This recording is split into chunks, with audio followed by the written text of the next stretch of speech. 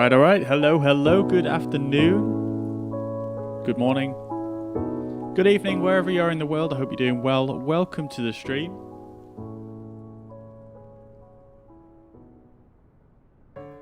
Hope we're all doing well today. Welcome to the chat, McLaren on Twitch. I hope you're doing well. Good to see you. Stephen as well. Welcome to the chat, brother. I hope you're doing good. Ricardo also, welcome to the chat. I hope we're all doing well. So today we are going to be flying from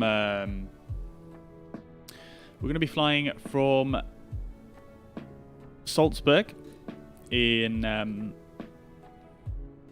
Austria. Took me a while there. Yeah, we're going to be flying from Salzburg in Austria to Innsbruck in the PMDG DC-6. It's a very short flight actually, so we're going to try and sort of put a lot of effort into our flight planning, and I'm going to share that with you guys for a couple of reasons, really. One, obviously, because it's a short flight. You know, we can sort of explore more different types of content, and I actually saw on the Flying Fabio stream, in fact, absolutely brilliant streamer on Twitch.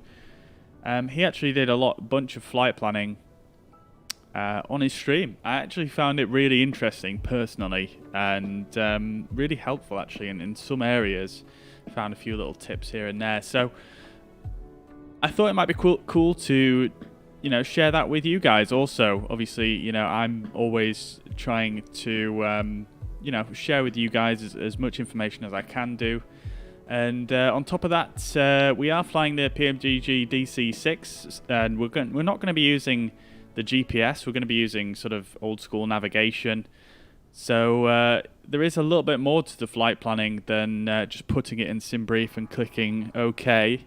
So yeah, I feel like it's quite interesting trying to figure out an old school sort of flight plan in a new school sort of airways system. So yeah, I think it's going to be interesting, and we're going to be flying the PMDG DC-6. We're going to be flying it fully manual today without the engineer. I know last time I said I wasn't going to do it again, but fuck it, let's do it. I'm feeling up to the challenge today, and like I say, it's only a short flight, so that might either be a hindrance or a blessing for this type of flight.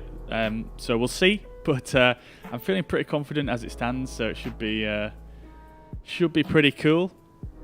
So yeah, we're going to go through the full flight planning process, and then yeah, we're going to be getting into the flight here.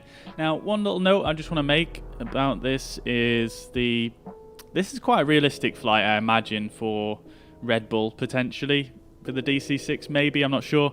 They're based at Salzburg, and the previous base was at Innsbruck, so it probably would make sense to, you know, expect they would fly between the two spots every now and again. So yeah, and it's just going to be a stunning flight overall. It's absolutely amazing scenery, and yeah, it should be a lot of fun. On top of that, the Red Bull DC-6, now it has been retrofitted with some more modern equipment, so I suppose us flying the old school way isn't necessarily the most realistic for the Red Bull DC-6 in specific, but we're going to do it anyway. It's just a bit of fun, and that's it really. Let's get into it.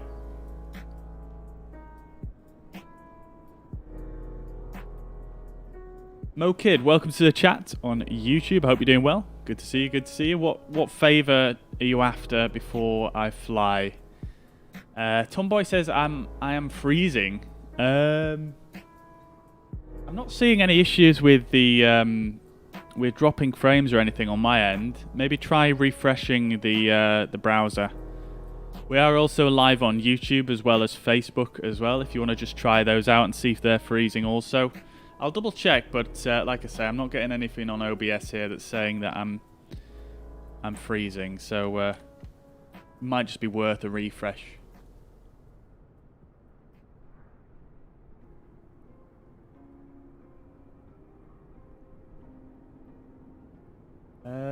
Yeah. Yeah, I mean, it looks okay to me. Yeah, like I say. Oh, I can hear myself. No. All right, great stuff. So, yeah, maybe just give it a quick refresh. So MoKid says, I'm getting the sim for Xbox and wanted to see if the Aerosoft Cologne Bonn airport was in the marketplace. Could you check for me, please? I'm actually already loaded into a flight here, but I can tell you for a fact it is in the marketplace. I know that, and yeah, it definitely is.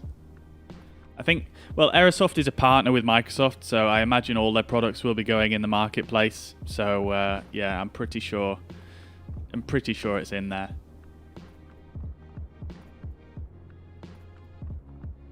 Flying Stew, welcome to the chat. Thank you very much for that, dude. Appreciate that. Thank you. Thanks for the confirmations, guys. Much appreciated. Yeah, I think it's okay on my end too. Alistair, welcome to the chat. Tommy, welcome to the chat. Hope you're doing well. Welcome, welcome, welcome. Leaf, welcome to the chat, brother. Welcome, welcome, welcome. Yeah, good to have you back, man. Good to have you back. Alistair is asking what we're up to today. So basically, we're going to be flying the PMDG DC-6. We're going to be flying in the Flying Bulls livery. As you can see, the we're here at Salzburg, Red Bull's Flying Bulls base. And yeah, as you can see, we are parked up here at the Red Bull. Well, I believe this is actually an aviation sort of history museum, but this is where they have their hangar for the DC-6 and I believe a few of their other planes. It's a shame there's no sort of transparent glass on this scenery. It's just a flat image, but you can actually see if you look at this one right here. If you look at this one, you can sort of make out a bit of a DC-6 parked in there. So yeah, we're here at Red Bull's base at Salzburg. Obviously the main airport over there. Absolutely stunning scenery all around. We're on live weather, live time currently. So it's a very, very nice day here in Austria today. And yeah, looking really, really good. This is scenery I actually just purchased last couple of days. Along with the Innsbruck that we're going to be flying to, I bought the Orbx Innsbruck. And that's a really, really cool one actually. I didn't realize they went to so much detail on it. And not just the airport as well, the whole surrounding area is pretty cool. But just having a quick look around Salzburg here, I haven't had too much of a look. It is a pretty impressive airport, very, very detailed. Have noticed a bit of a performance hit using this scenery, but just reducing down some of the sliders seems to have alleviated it a little bit. But I don't think it's particularly well optimized. It's it was one of the first airports that came out for this sim, so quite surprising they haven't optimized it a bit better all the time they've had to work on it. But yeah, it's very cool scenery. Very, very detailed. You even got the control tower here. You've got even transparent glass that you can sort of see from the inside. There's a lot of sceneries where you can't see the glass from the inside. It just disappears. And you get, yeah, really nice detail in here. Nice high-resolution textures. And you've got this whole sort of landside area here. And all the way down. Yeah, it's just super, super detailed. Really impressed with it, actually. You've got this balcony up here. There's even someone stood here looking across. Oops. Looking across at a beautiful DC-6. Oops.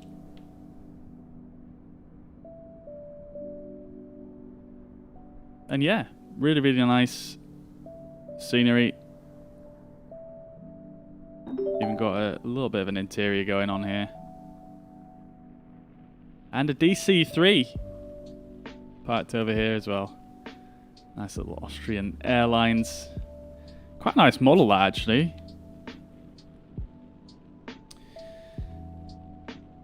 Anyways, without further ado, let's start getting things set up. So I should have done this before we started here, just for ambiance really. But I'm just gonna put all the little extras on here. And we're going to get it looking real fresh, and then we'll jump over to the fuzz pad and we'll start getting the flight plan all set up.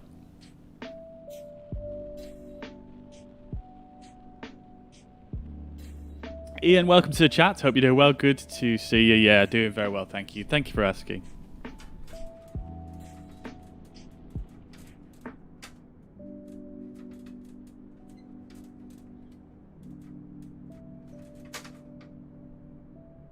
Yeah, it's absolutely stunning plane. I absolutely love this Red Bull livery. It's so nice. I think it's just the perfect combination of sort of retro styling and modern styling. I think it just looks really, really cool.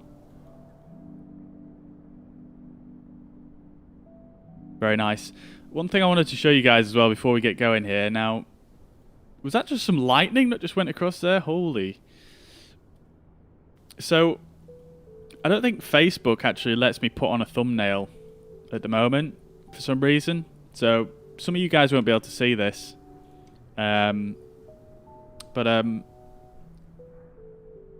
if you're on YouTube, you'll probably see the thumbnail already. But let me just show you this real quick. So I actually wanted to try and recreate a photo I saw of the Flying Bulls, a DC-6 for the thumbnail. I thought that'd be quite cool for this one.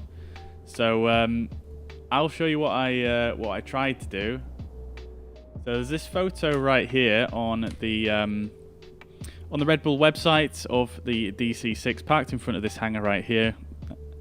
And yeah, as you can see, the hangar looks pretty good. I think they've got the height of the hangar wrong though, because you can see the DC-6 is, you know, it's nearly reaching this top set of windows here, and for some reason it doesn't in the sim.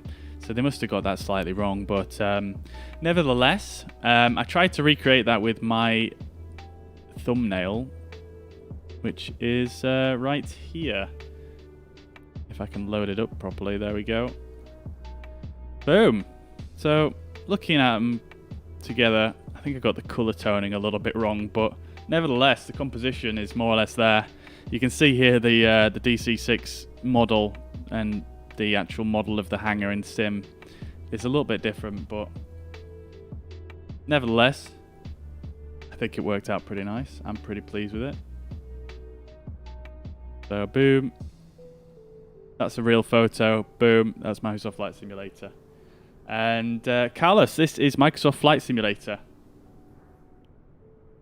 Yeah, pretty pleased with how that turned out.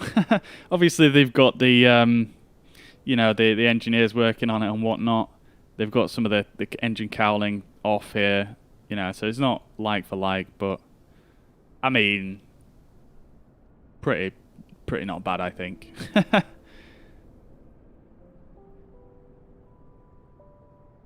All right, anyway. Flight Aviation, hello, welcome to the chat. Hope you're doing well. Good to see you. How am I doing today? I'm doing very well, thank you. Yeah, thank you for asking. How are you doing? Okie dokie. So let's bring up our trusty fuzz pad here, and we're going to start getting the flight planner in. So let me just make sure I've got Navigraph on the ready over here. And in fact, I'm actually not going to use Sim Toolkit for Navigraph because that's been being a little bit weird recently. So I'm just going to open normal Navigraph and let's get logged in. Alright, so we are going to leave a few things out here because we are flying. I couldn't actually find the airline code for the Red Bull, for the Flying Bulls. I don't know if they have one. Obviously there's only one of them in the world, so who knows. Anyways, let's put in the rest. We're not going to fly on VATSIM. It's super short flight. We're doing everything manually. I don't think I want VATSIM on top of that. So yeah, we're just going to do it offline, but nevertheless, should be a lot of fun. So first of all, I'm going to change this to pounds, just so I remember. I did a flight the other day where I didn't change this to pounds, and I completely forgot. I left it in kilograms, and I loaded the aircraft thinking I had it in pounds, and I got to the destination with maybe about, I think I had about in total in all four tanks, I had probably about 20 kilos of fuel left.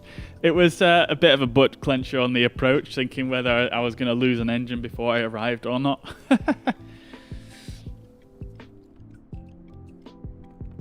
Alright. Is that an iPad in game? No, it's not. No, it's just an overlay I have for my stream for when I'm sharing sort of charts and stuff with you guys. As you can see up here in the top left corner, this is the fuzz pad. Fully charged up, 101%. Ready to go. Alright, so we're going to be flying from Salzburg, which is LOWS, and we're going to fly to Innsbruck, LOW, if I can type, LOWI. We're going to be flying the Douglas DC-6, and that is my custom SimBrief profile, which is working very, very fine. Now, the climb, cruise, and descent profile that SimBrief uses is, I believe, based on a slightly different version of the DC-6. I think maybe the one from X-Plane or something like that. So it's a bit different, so we're not going to really pay too much attention to this. Registration, we can actually just stick in there. For once, I have that right in front of me. Oscar Echo Lima Delta Mike is the registration. And fin number, I'm actually not sure whether that's even relevant for this aircraft, but anyway, CellCal code we don't know, and the rest is irrelevant. I've got a fuel factor of positive 20% on this. I'm going to try that out for today, and that's mainly because I think there's a slight discrepancy between the actual aircraft and the the actual aircraft in sim and the SimBrief fuel profile. So we'll see how that works out. Nevertheless, it's positive 20, so we're unlikely to run out on this occasion. So let's say we're going to take a full load of passengers because it's only a short flight. I guess you would probably load it up with passengers and you know, take them off into the mountains to do some skiing. Cargo, I mean, we could probably just go with 0. I don't think a lot of people would take cargo here on a flight like this, very, very short. I mean, we could put it to auto, I suppose, and see what it spits out. We'll do that. And here comes the routing. So this is where it gets a bit more interesting, you see, because we can't necessarily guarantee we're going to be able to fly this or this procedure. I'm pretty sure we can fly this one, but I'm not entirely sure about this one off the top of my head. So let's have a look. So we've got the... I'm going to actually make the text a bit bigger for you guys. Maybe you can see it a bit better. So we've got the Verda 1 Alpha, Verda, and then RTT, which is the Rattenberg NDB, and then the RTT 1 Bravo Arrival, which is, again, based on the NDB. And I think we've flown that one a number of times before. It's 11:15 PM here. Damn, it's getting late, dude. Not too late, though. It's all good. I was up till, like, I don't know, 4, half 4 last night, flying around Iceland. Am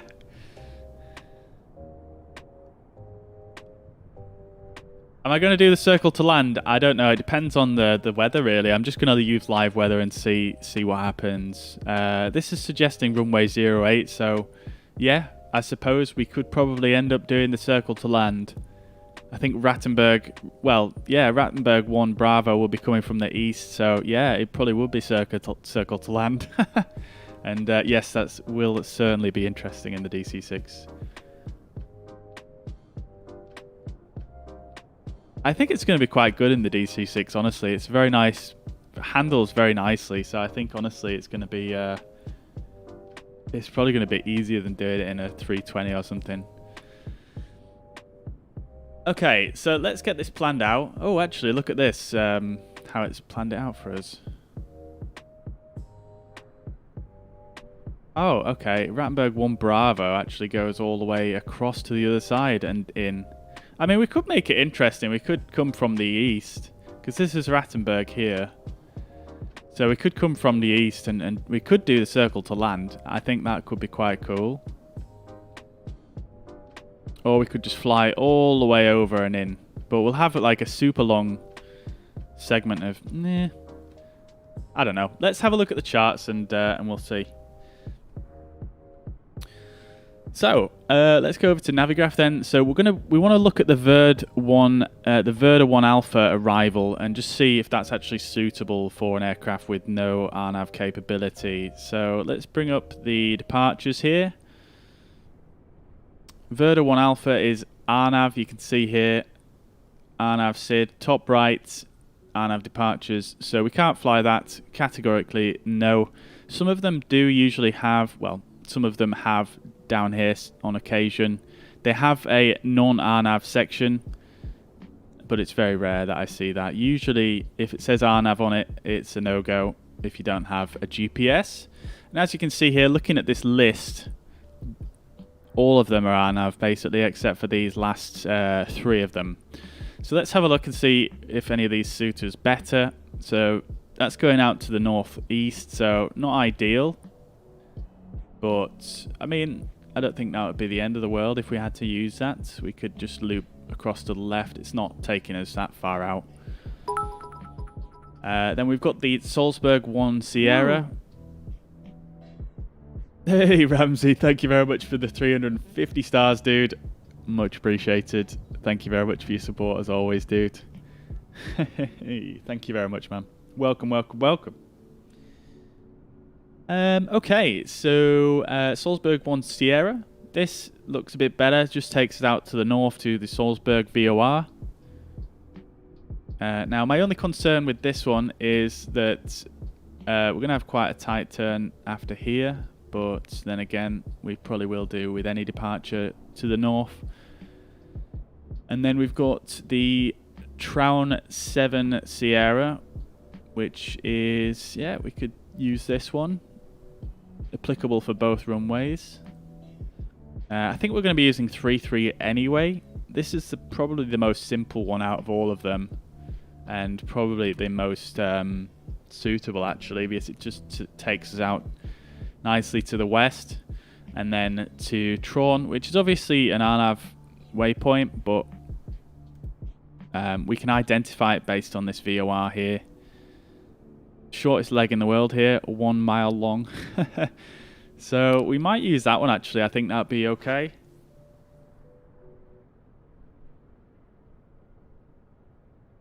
I think that'll be okay. And then from Traun, we're probably just going to go direct from Traun to Rattenberg. So if we jump back to our flight plan here, we'll go for the Traun 7 Sierra is going to be off runway 33, which I believe is what SimBrief is saying. Yeah, runway 33.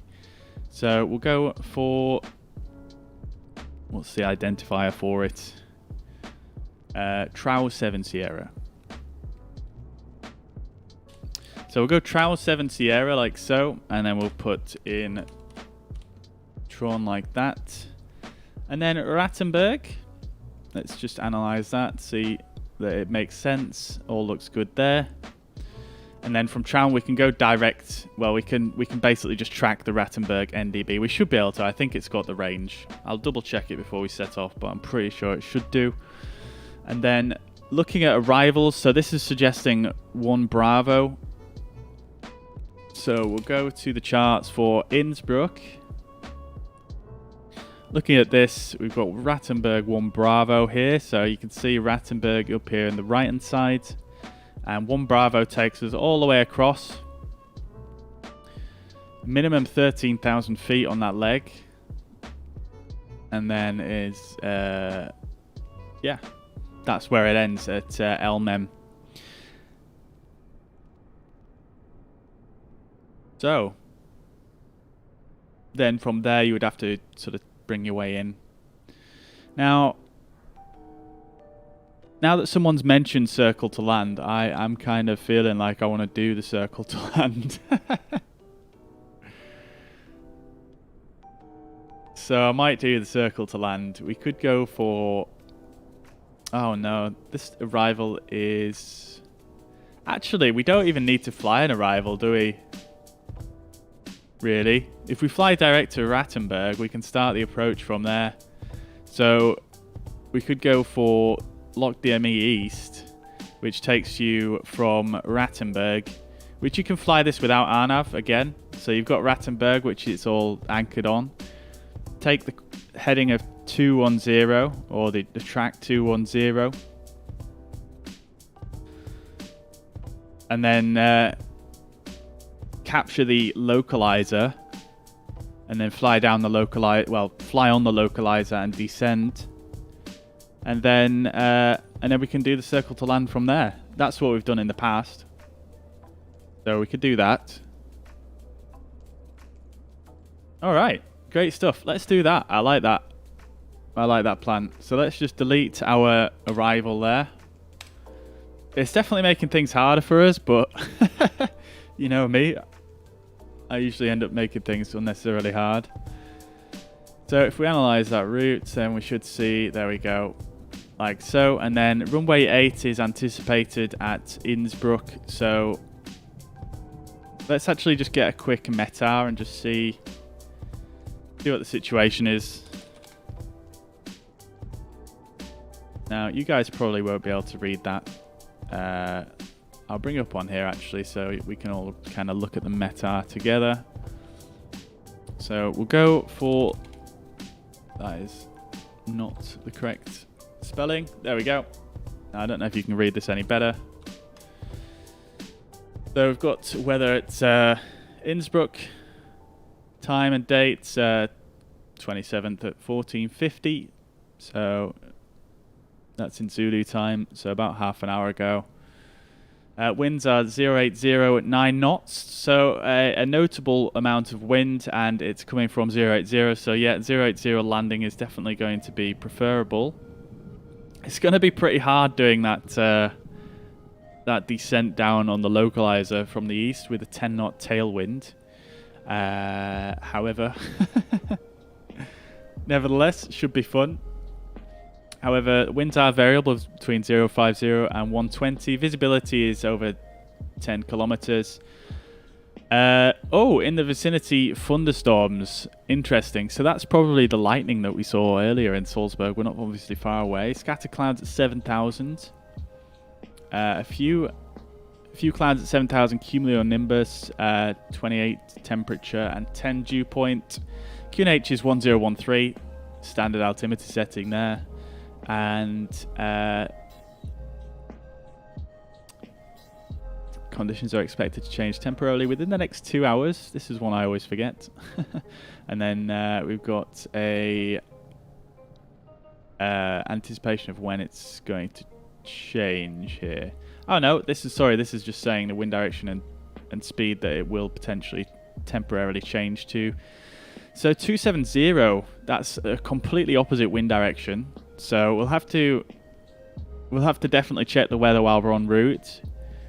So it could swing round the complete different way at 15 knots, gusting 30 knots, which is kind of wild. And then thunderstorms and rain. So it sounds like the weather may get pretty ropey later on today, but let's see.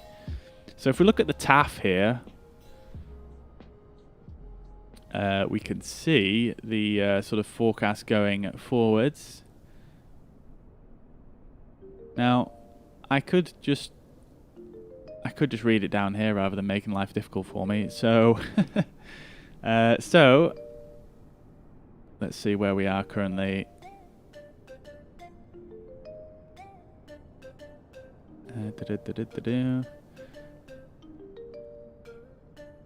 Okay, so the following change is expected for less than half the time period between basically now and 7 o'clock.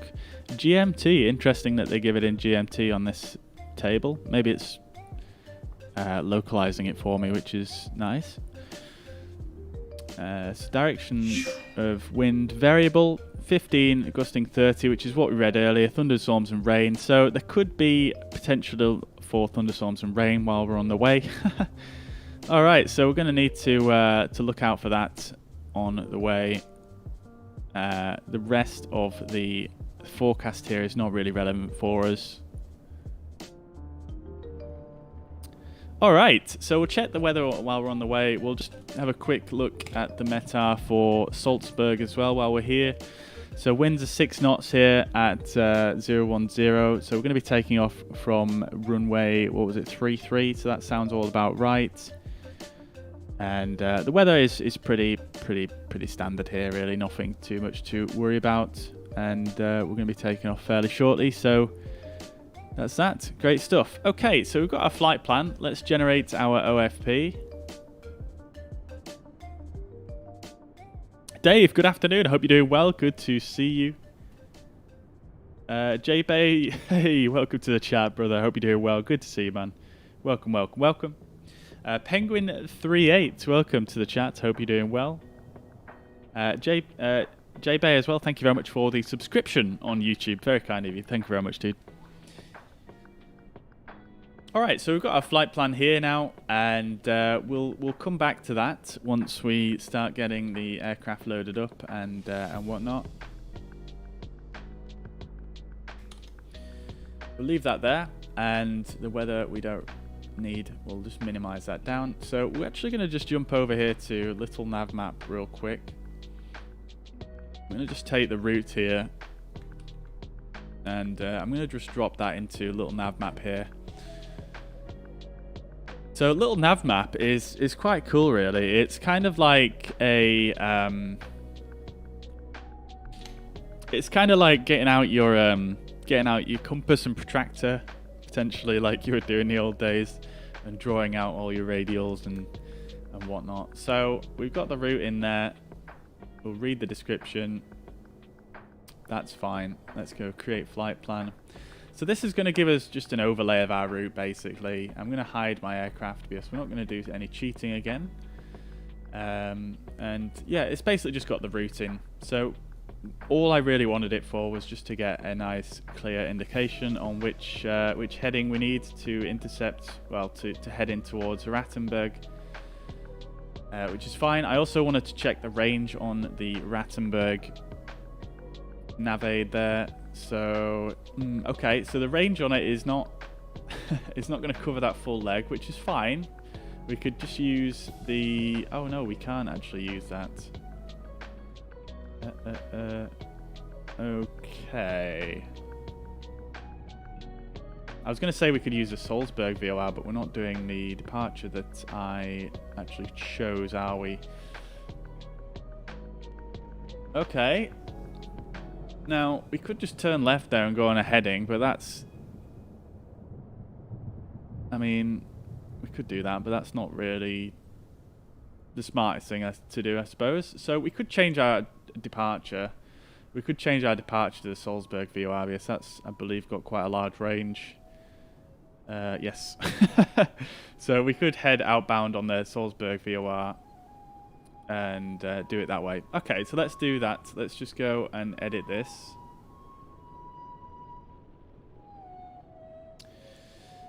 Okay, so we are then going to fly the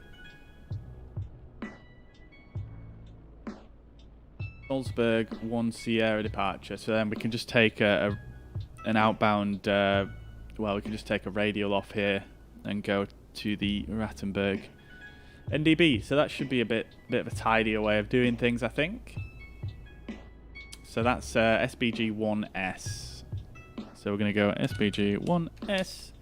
Make sure everything else is still set up as we wanted it, and we'll go and generate that again real quick.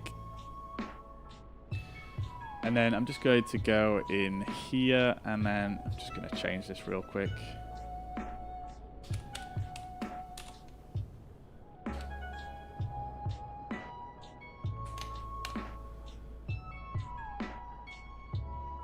Oh, typo. There we go. Create flight plan. No, there we go. Okay, great stuff. So we've got our departure there, which, oh, I'll just get rid of this line that I drew the other day. And this one. Alright, let me just change the map type, because this is very confusing, very harsh to look at on the eyes. So that's our departure, the orange line, and then we're going to take a left and intercept the outbound radial 255, and that's going to take us then to Rattenberg, which will identify on the way. So that's nice, and then we're gonna go on the arrival into Innsbruck. Just for completeness, let's just show arrival procedures. We're going to go for the localizer east. It's not showing up on here. Is this actually meant to be it? No, that's not it. I guess that's kind of it, isn't it, really? Alright, so let's just stick that in there. And it gives a 207, which is correct. So, okay, great stuff. Alright, so that's our plan sort of all referenced there, and we've got it all in. We've got our 255 that we need to fly outbound from SBG. That's really, it's a very simple flight plan. So that's all fine. Let's go into Navigraph then, and I'm just going to bring the sim brief from Navigraph. Sorry, from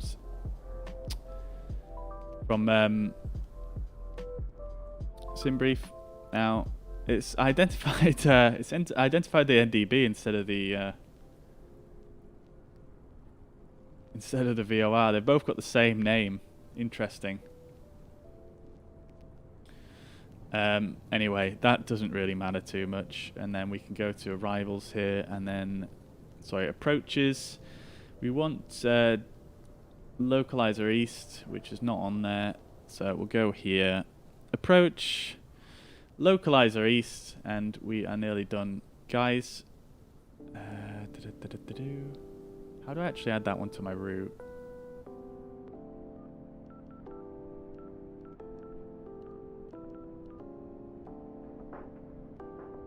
Oh, I don't think you can add it to your route if it's runway unspecified.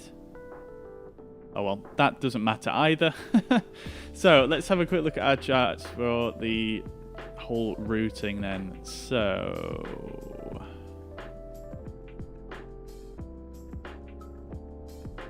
I'll just pin these so I can go through them quite quickly with you guys.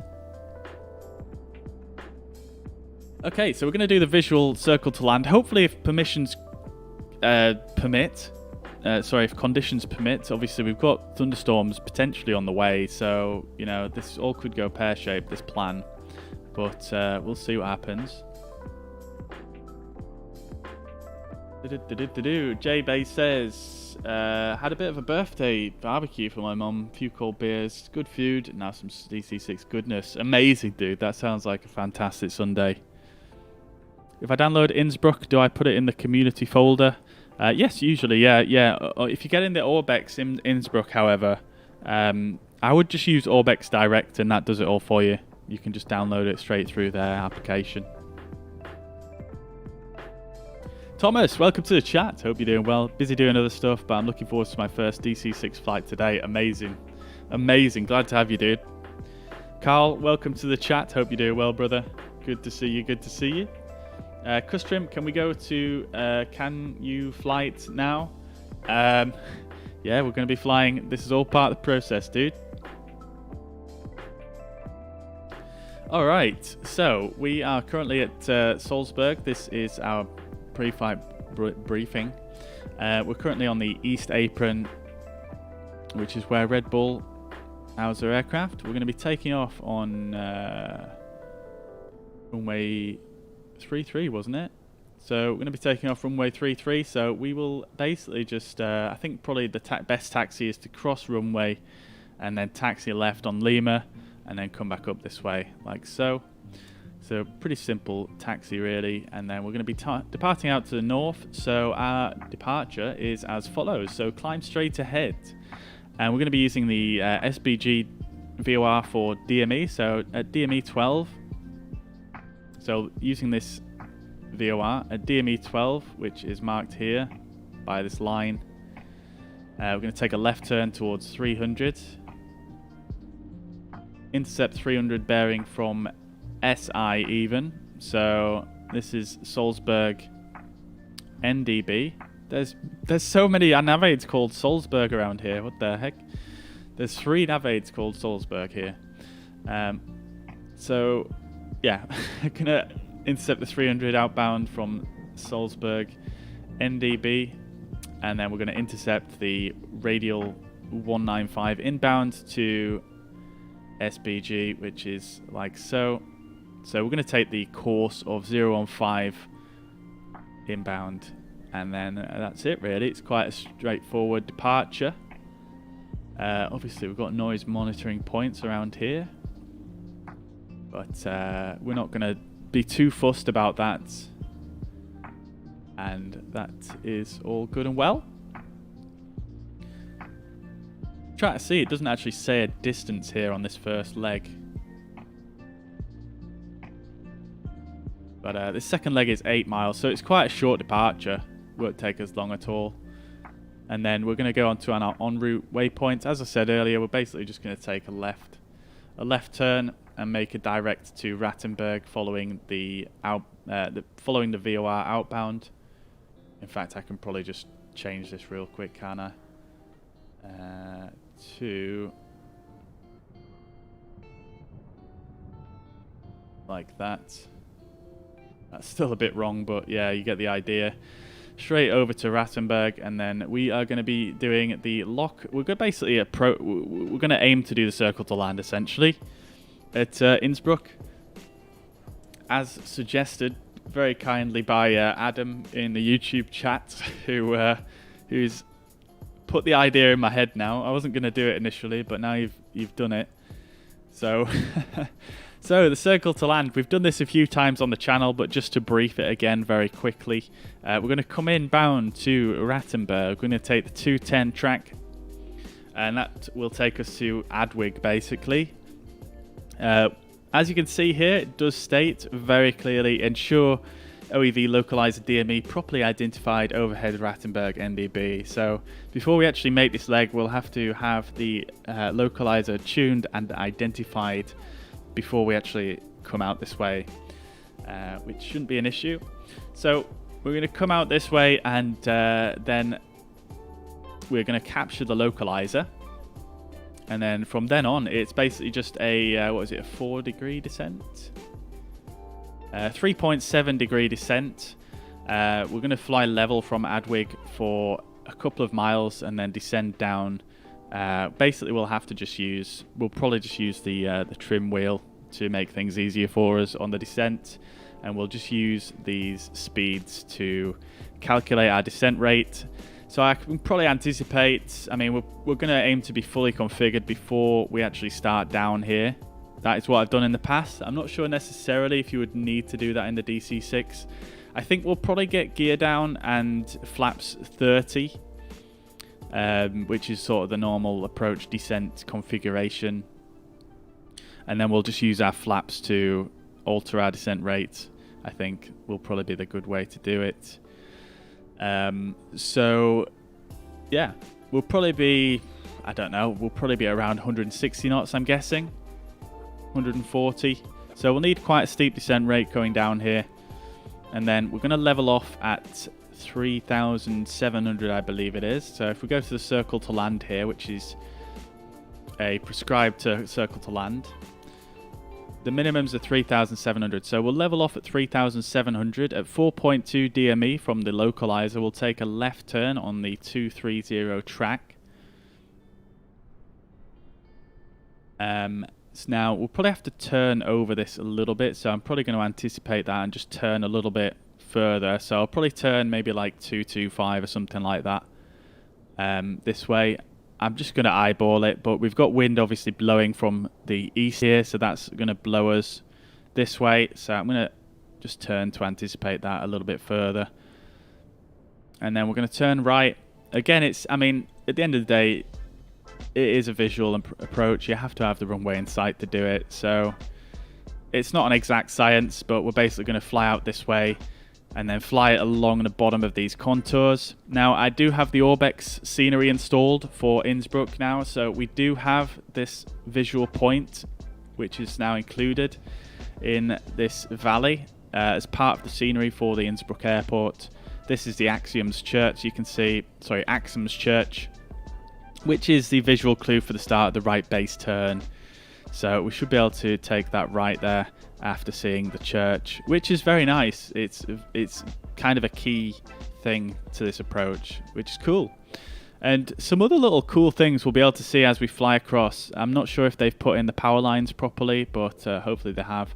I think you fly like sort of right over the ski jump here as well. There's like a ski jump, I think somewhere in this area, which should be pretty cool to see going past. And we're going to do that all in level flight, 3,700 feet. As we take this turn here, we're going to start descending. Probably aim to be fully configured at that point, if we're not already. And that's it. We don't need this chart here. We're just going to do that one. So that's it. That is our routing. So let's jump into the cockpit then. I think that's everything we needed to do, and we'll get things set up. So if you've got any questions, feel free to drop them in the chat. So let's do this thing.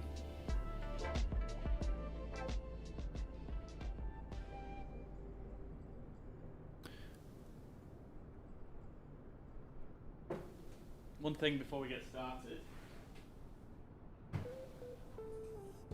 I just need a pen and paper because we are going to do this power management manually.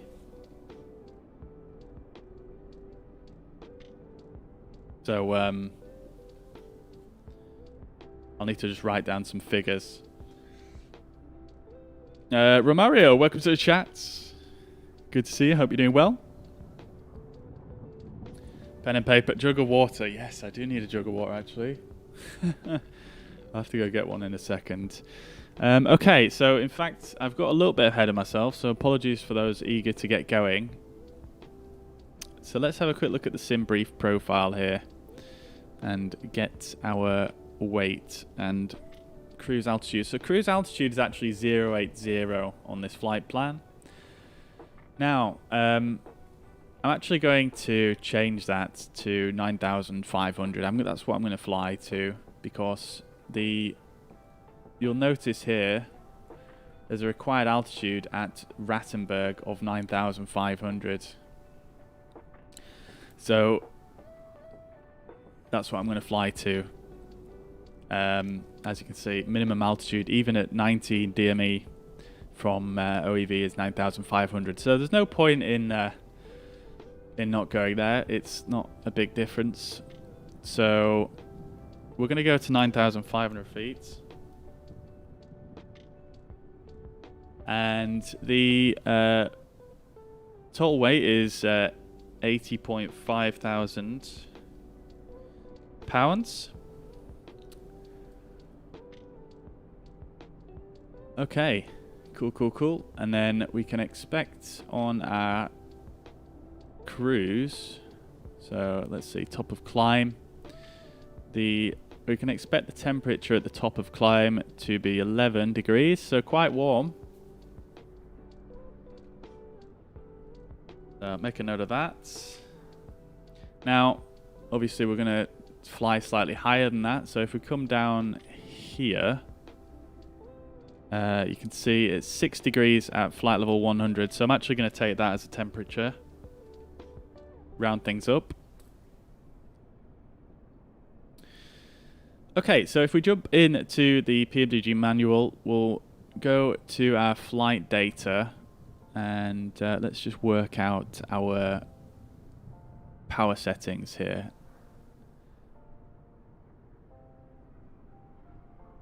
Okay then, so I'm going to go all the way to the end. We're going to do this flight is obviously a low blower, so we're looking for the low blower charts. You can see it says here at the bottom. So dry takeoff, our total weight was 80.5 pounds, so that is a dry takeoff in this aircraft. Wet takeoff is above, I think, 89,000 or 96, I can't quite remember, but it's definitely more than what we are, so it's a dry takeoff today.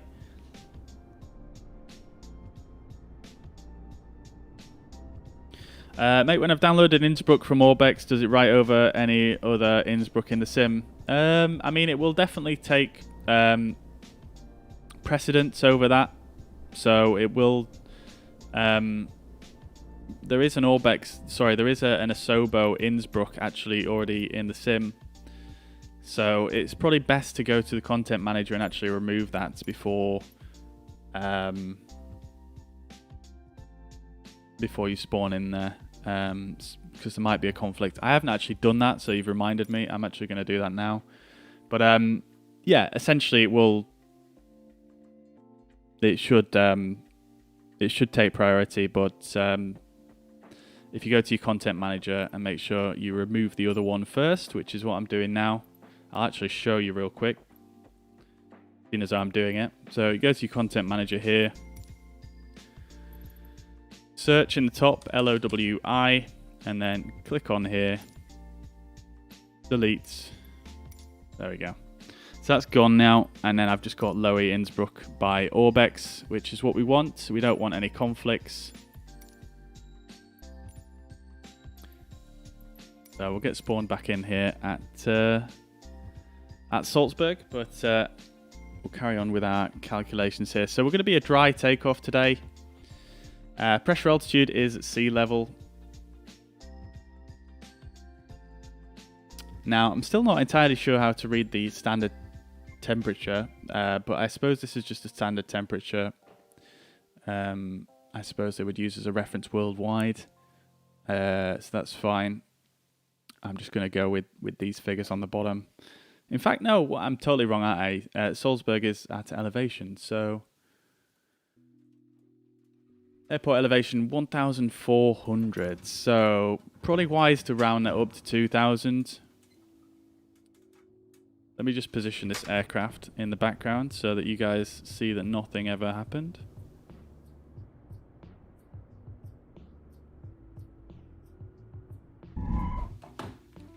Ignore all the sounds.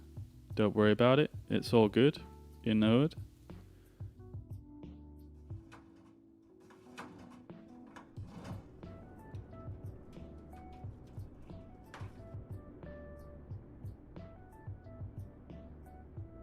Okay.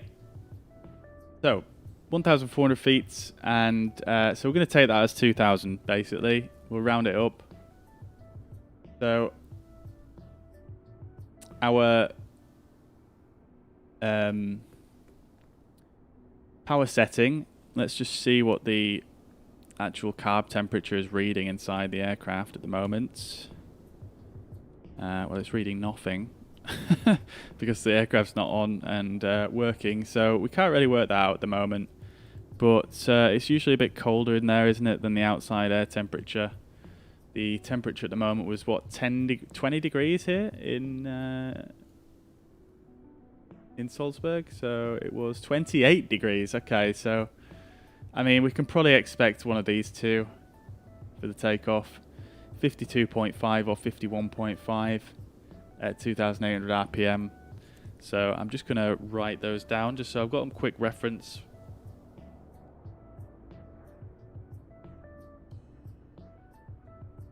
Sorry, I'm reading off the wrong... Oh, it's the same either way, isn't it? Okay. 51.5 and 52.5 at 2,800. That's fine for our takeoff. Nice and easy. METO power is going to be, again, we'll be probably hitting METO power around 500 feet, which is still 2,000, so we'll use that. And the, again, probably anticipating one of these two, right? So 47.2 or 48.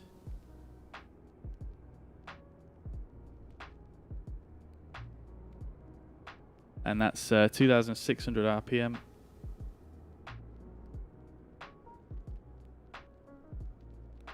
Great stuff. Next. So, flying power.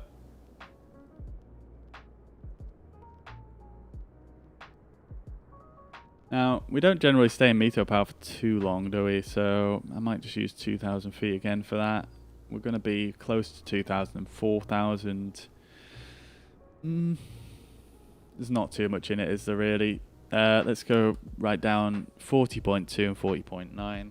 I mean, I'm just going to write down 40 for that, to be fair, just to simplify things a bit. I don't think it's going to make a huge difference, and that's 2,400 RPM for the climb. And then the climb's quite short. We'll go for quite an economical cruise because it's a very, very short flight today. And the cruise is at 9,500, so we'll use this 10,000 figure.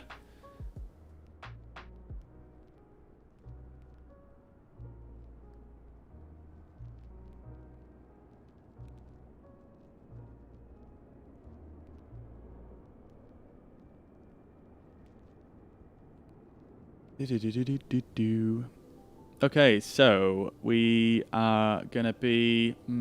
I don't really know exactly what the temperature is going to be up there off the top of my head. Let's just check the flight plan.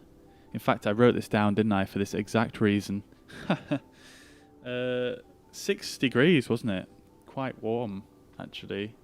So we can probably expect -10 or 0 on the carbs, I would imagine.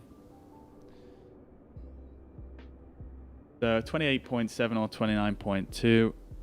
Not much in it, is there really?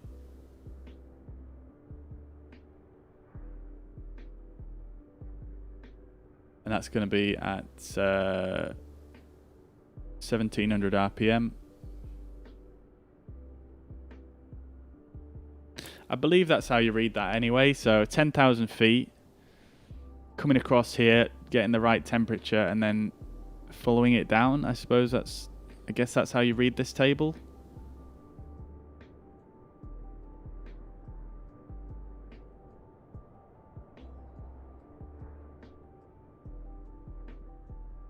I think that's how you read it. If anyone else knows, that'd be really helpful to know, but I'm pretty sure that's it.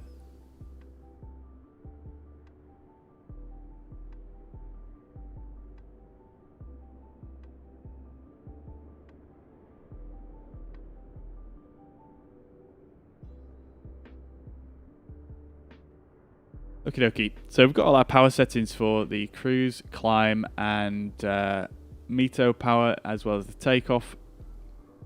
That's everything we need. So I'm just going to bring up the checklist here. So I've got this on the screen.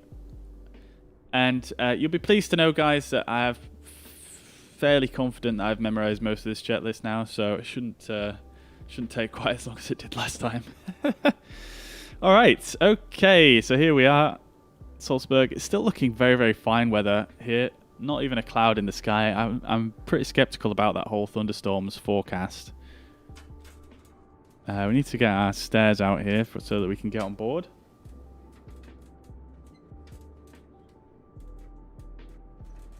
Paul, welcome to the chat. Good to see you again. I hope you're doing well.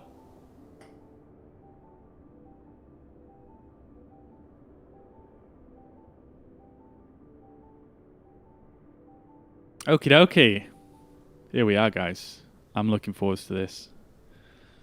Let's get it underway. All right, so first of all, let's jump down here and get our aircraft loaded up. We are going to be after a block fuel of 6406. So we'll scroll in 6,000. And we're going to add in another 400. I'm going to click that up to 6410, just round it up a little bit. And we're full on passengers, as we know. And then let's see how much cargo, if any, SimBrief gave us. It gave us 0.5 thousand. So we'll put that in as well. I need to scroll for hundreds, don't I? There we go. So that's going to give us a gross weight of 80.7 £1,000. So that's looking good. All right. So we are going to just put this down here. We're not going to use the AFE to do everything for us. We're going to set it all up here ourselves. So let's do it. I think I've got the ground power already on. I do indeed. So let's jump overhead then. And I don't know the exact flows for this, but I'm just going off what I've kind of worked out myself. So then, I love how detailed they went with this. Sure, $60 seems like it's a lot for a single plane, but this is hours of learning with all those switches. Especially if you love older planes. Yeah, 100%, man. I mean, it's fairly pricey. What is this up here? I've never noticed this before. Oh, look at the light reflecting off that door there and onto the top here. I've never noticed that kind of effect in Microsoft Flight Simulator before. That's incredible. Look at that. You see that, guys? How the red is reflecting off the door and onto the top. That's crazy. But yeah, like I was saying, $60. Yeah, I mean, it might seem like a fairly solid amount of money, but I think this is actually extremely good value for what they give you. Like, the simulation going on behind the scenes is really very impressive. It's very cool. And there's pages and pages of manuals, so you know, they've put a lot of time and effort into this, and I think 60 is actually quite a steal. I think in X-Plane, this aircraft, which is a similar fidelity in terms of systems, obviously graphically it's different, but it was actually more expensive than this. I think it was probably about $15 more expensive for X-Plane, and the graphics are a lot worse in that. So anyway, what I was trying to find out was, what is this thing up here? What is that? I've never noticed that before. I wonder if that's a bug. That doesn't look like it's supposed to be there. Is that something to do with the pitot covers or something? No, it can't be, really. That's very weird.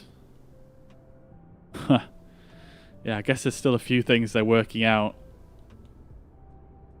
Anyways, let's get started. So, all this stuff up here, we don't really need to touch. We're just checking that all the circuit breakers are actually, before we start doing this, let's go to options here and just turn on all the realism options. And make sure they're all on. So obviously you've got realistic circuit breaker failure in this aircraft. So obviously we want to make sure we always check the circuit breakers. So we're going to check everything here. That's all looking good. We're not going to run through all of the checks, but I'm just going to make sure everything's set up as it should be. So coming down here, we'll get the position lights on and the seat belts and no smoking lights on. Just running across. Looking good. We're going to turn the ground power on. Now, we've got a bit of a beeping sound there. I think that's my throttles actually, isn't it? Yeah, I was using a different plane last night. So, let's just fix that.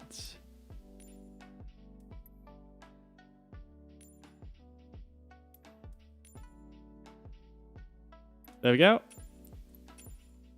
Resume, and then we can just bring the throttles back to idle, and that beeping should go away. I think that's a takeoff config warning, isn't it? $60 is nothing compared to PMDG's usual stuff. Yeah, so I've heard. This is my first PMDG plane, but yeah, I've heard that. Paul says, I'm good, thanks. Going to do some pattern work soon to nail my landings in this thing. We'll watch for a bit, though. Nice scenery. Awesome, dude. Sounds good, man. Sounds good. Yeah, I could do with doing some pattern work stuff in this to get my landings down, to be honest.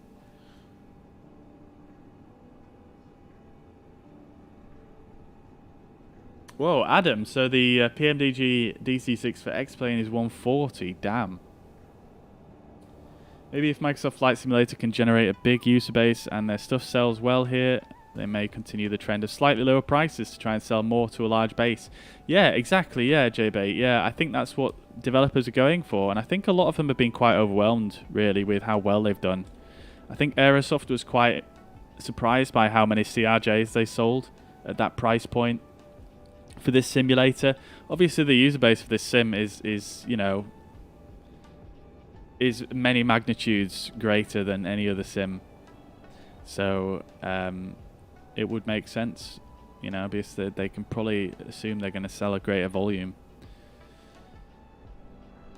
So yeah, we'll see. 747-400 is 140. Damn. Yeah. Wow. Okay, let's carry on anyway. So let's get the, well, I think we've got everything set up here. Emergency exit lights are armed and working. We'll turn all the generators on as well. Auxiliary blower can be off for now. I don't actually know what scenario you would use that in, but it stays off for now. I'm going to turn the inverters on and the engine instruments on. So I've got the inverters for both the captain and first officer's side. Boost pumps and everything else up here can stay off for now. We'll come here to the middle and just check all the fuel quantities. Sorry, all the fluid quantities. They're all full and looking good. Everything else is fine there. I'll leave the pitot heat off for now. We'll open the cowl flaps fully. Like so. We should be able to see those opening up now on the engines. This was the last one to open here on the left side. There we go. Beautiful stuff. So the cowl flaps are all open. This GPS is not what I want here. Let's just change that. Didn't realize I had that option on still. Okay, so moving over to the left here, cockpit temperature, we could just give it a little bit of warmth. We don't need too much here. It's pretty toasty here in Salzburg. It's 30 degrees, so we'll definitely have the windshield heat off. And then let's do a quick fire detection test. I quite like doing these. I love the little ringing sound. That's working fine. That's actually quite loud. I might turn that down a bit. Right. There we go. That's working good. I'm not sure why my cameras are doing this. There we go. That's better. Beautiful. Beautiful. Beautiful. That lit up down there. Aft baggage lights up there. Left wing lights up here. There we go. They're all lighting up. I'm doing it quite quick because I'm aware that I've spent ages doing the fuel planning here and stuff. Cabin heat master can come on. Now, I'm just interested in what this actually does. I've never clicked this. That's an interesting one. Anyway, we're going to turn that on. Prop de-ice can stay on, off. Everything else on here should be off. That's fine. And we'll jump over here. We'll turn the temperature up a little bit in the cabin. Again, not too much. It's quite toasty today. And then we're going to come over yonder and set our cabin pressure. I feel like I need to set up a better camera for this one, but nevertheless, let's set our flight hand up to our cruising altitude of 9,000. Tell you what, we don't really fly at 500s in airliners, do we? So we'll set 10,000. I think you only fly at 500s, don't you, for your VFR? So we'll do that. Cabin altitude is going to be about 600 feet, so that's fine. Our landing elevation we'll leave for now. Cooling turbine. Now, I believe when you do the flight engineer, I believe he actually turns this on at some point. But I'm pretty sure it says in the checklist not to turn that on yet. I think you only turn that on when you're in flight after you've taken off. So I'm going to leave it off personally myself. Because I did, like I say, I read in the manual that you turn it on during cruise. Or in the climb anyway. Let's just test the radios. I'm just going to flick them on. We do want the radios off for engine start. So I'm going to flick those back off. Because, yeah, we don't want them on for the engine start. That's all fine. We're going to make sure the QNH is set. It was 1013. So we'll set that there. That's all set. Timer is looking fine. That's on local time. We'll switch it to Zulu. Switch this to, well, we'll leave that off because that's part of the radios. And we'll get our nav aids set up. Yeah, we'll do our nav aids now. Let's do it now. So we're going to be flying out to the, we're going to need this and this to begin with. So we'll go for the Salzburg VOR on 113.8. There we go. And then the Salzburg NDB, which is 410.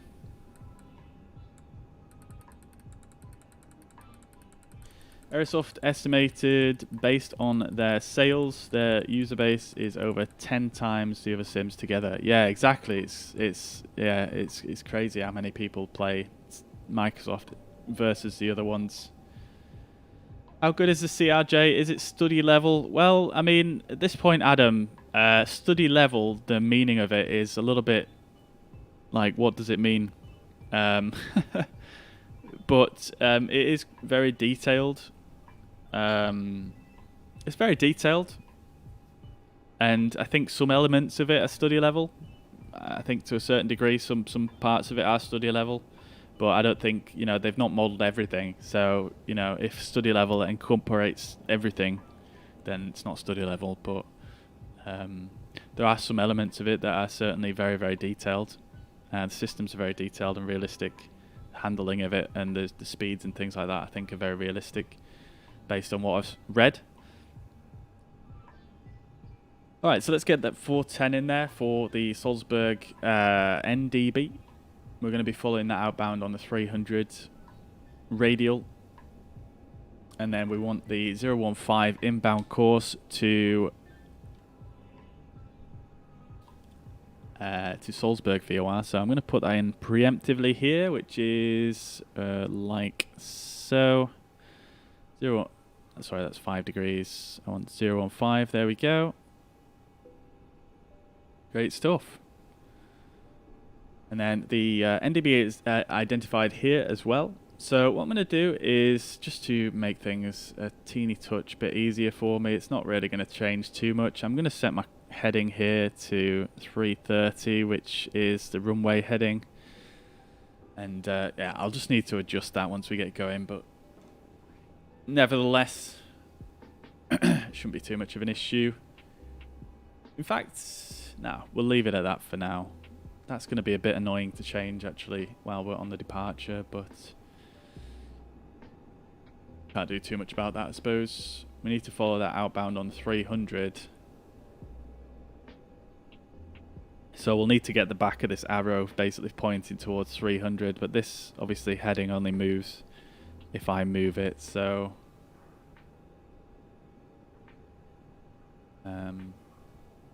how do we want to do that? Maybe we could just set it up like that, and then we just turn left until the back of the arrow faces there, and then we know we're on the right heading. That might even be the proper way to use this thing. Okay, so that's all set. Let's get out of this view. We'll come down to our throttles. I'm going to just set those to idle, which is, I think the flight engineer usually sticks them about there, so the close is kind of in line with the back of the throttles there. We can also come down here and turn all 4 fuel tanks on. Obviously just double checking that we have got all our fuel quantity. We can actually test the indicators here by flipping this switch like so. Nothing in the alternates, so that's fine. One thing I did want to find actually in here is the cockpit voice recorder, because there's a test you can do for that. I'm just not sure where it actually is. Usually the test is up above, isn't it? Well, no, it's not always, is it? Sometimes it's in front. I'm not sure if it's actually modelled. We'll leave the transponder off. Yeah, I don't know actually where the voice recorder is in this aircraft.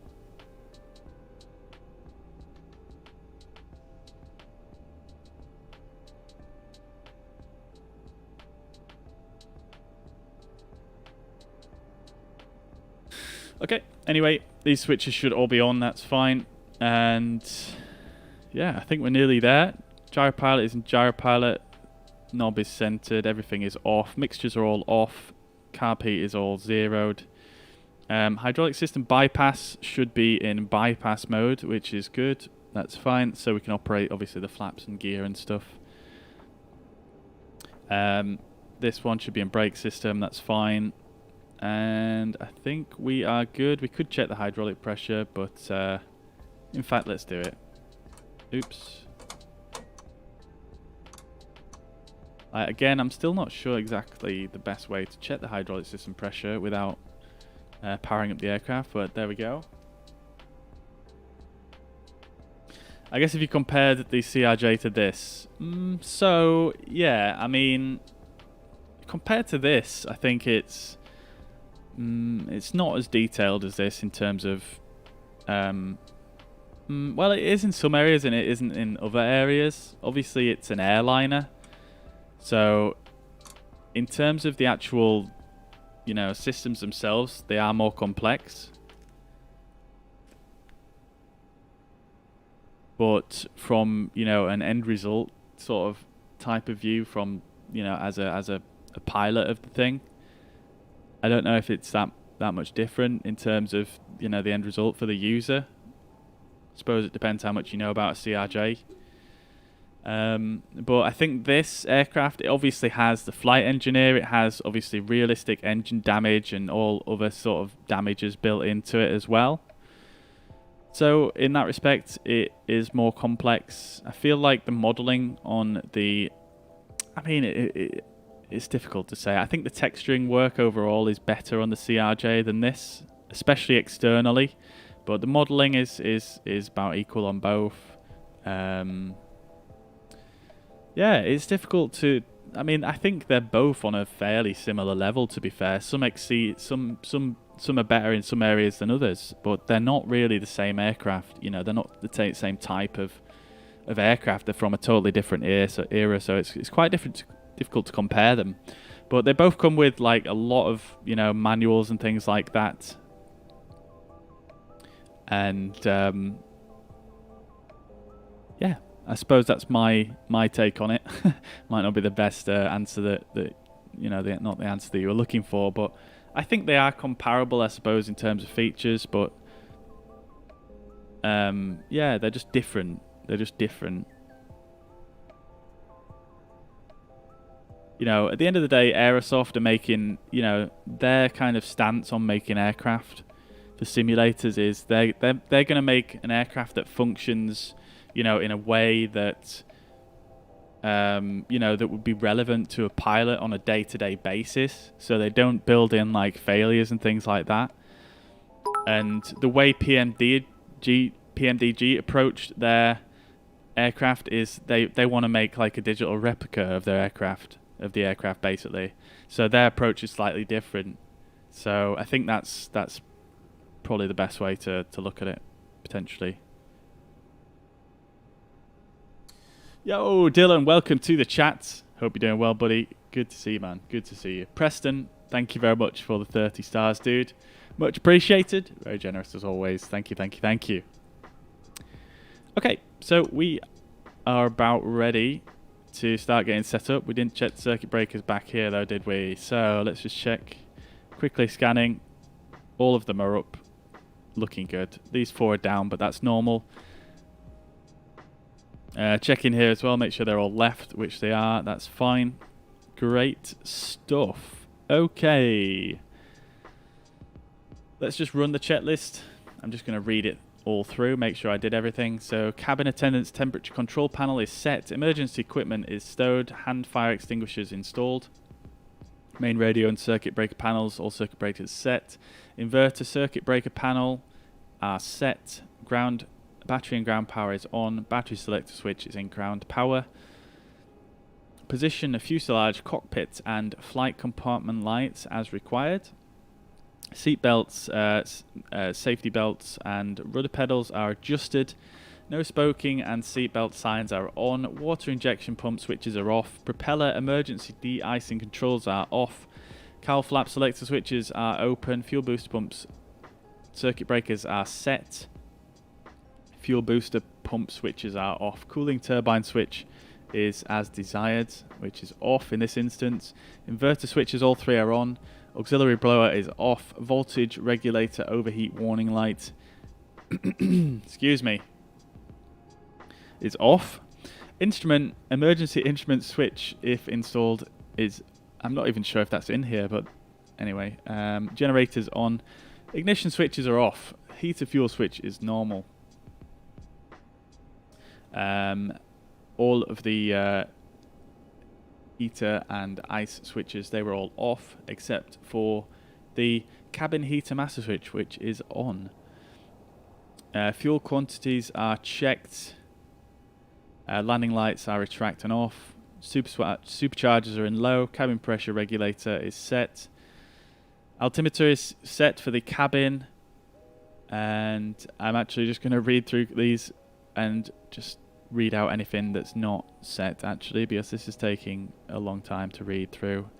And it's hurting my voice, actually.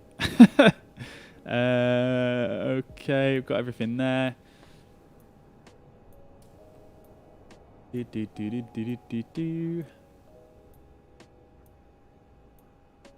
Parking brake is on. Mixture is idle cutoff. Trim tabs, we didn't actually check those, but they should be fine. Rudder trim is in the middle there. Aileron trim is in the middle there, that's fine. And then elevator trim, we can check here, which is more or less in the middle, that's fine.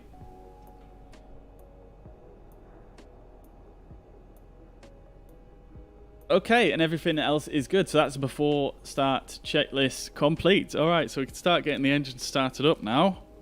It's only been an hour and a half. A lot more to learn on the DC-6, I guess, mostly because modern playing is more automated. Yeah, exactly. Yeah, there's not a lot of automation going on here, really, is there? Nelly, welcome to the chat. Hope you're doing well. It was great. 2 of the 3 things, you know the others a little bit, but for something they are here. Great. Okay. Not quite sure if I'm interpreting that correctly, Nelly. But welcome to the chat, nevertheless. All right, let's get those engines started up then. So first of all, we just need to clear out our door lights. So we'll get all the doors closed.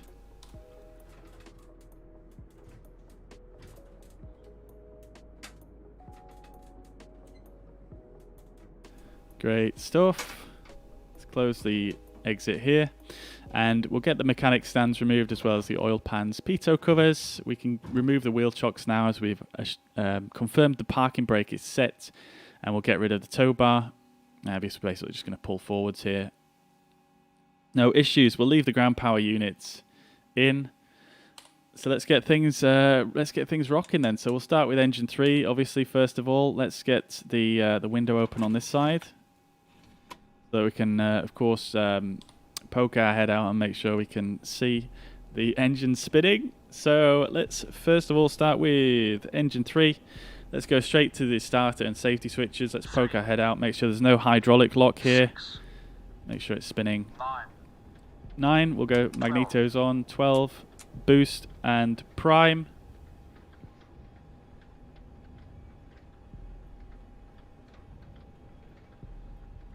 Hello? Oh dear, that's not worked, has it?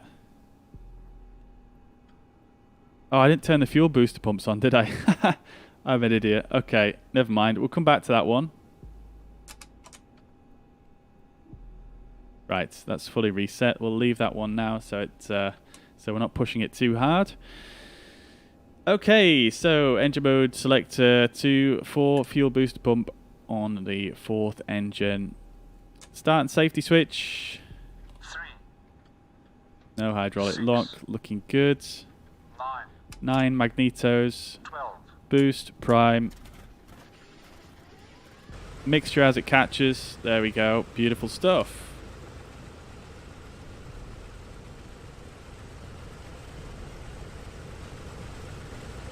Turn the sound up a little bit.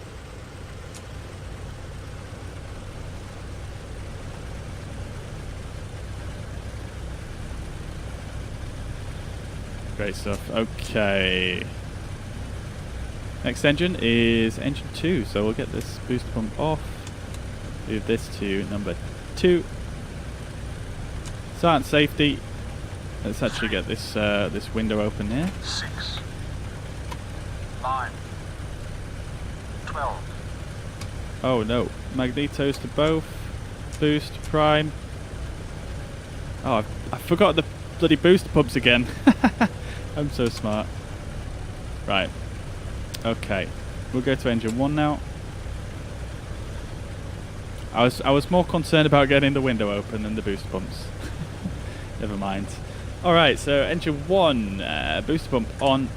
Now I believe in the real aircraft you wouldn't actually put the booster pump on until I believe 11 blades, I believe, from what I've read in the manual.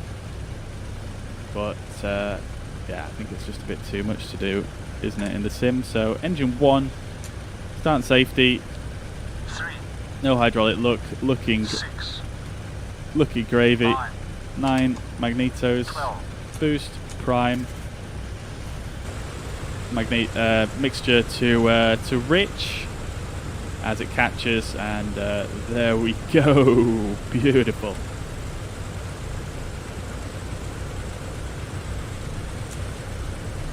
All right, great stuff. Fuel pump, boost pump off for engine 1.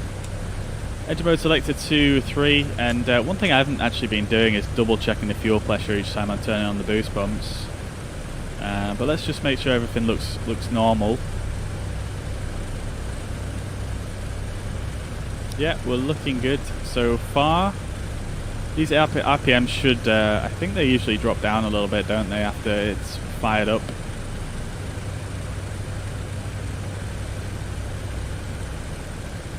Alright. Booster pump for 3. Let's check the pressure. There we go. Engine 3 fuel pressure is looking good. Engine mode selector is in 3. Start and safety. 3. That's the wrong side. 6. Looking good. 9. 9 on the magnetos. 12. 12 on the boost and the prime. Mixture up as it catches. Great stuff.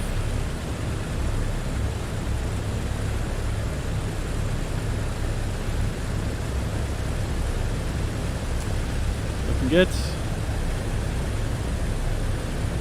Okay.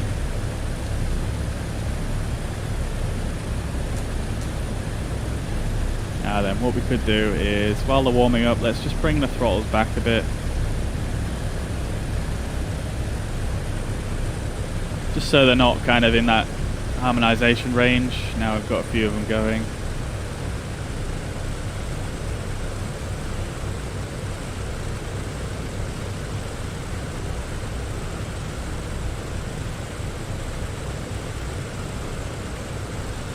Okay, there we go. Right then, fuel booster pump off for engine 3. We'll go now to engine 2. Last engine we need to get started. 3. Beautiful. 6. 5. 9 is the magnetos. 12 boost, prime. And there it catches. Mixture on. Beautiful stuff.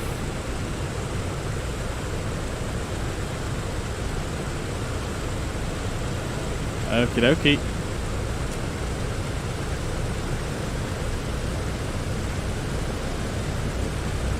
Let's bring the throttles back a little bit for 4. Bring it down to 1000 RPM while they're warming up.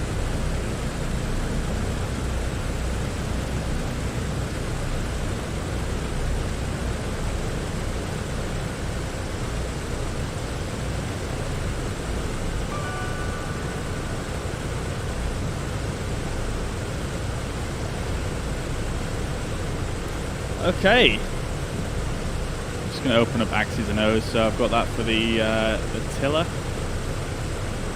Great stuff. Let's just check the fuel booster pumps are off. They're all off. That's looking good. Let's just come down here, make sure we've got hydraulic pressure, which we do. All right. Great stuff.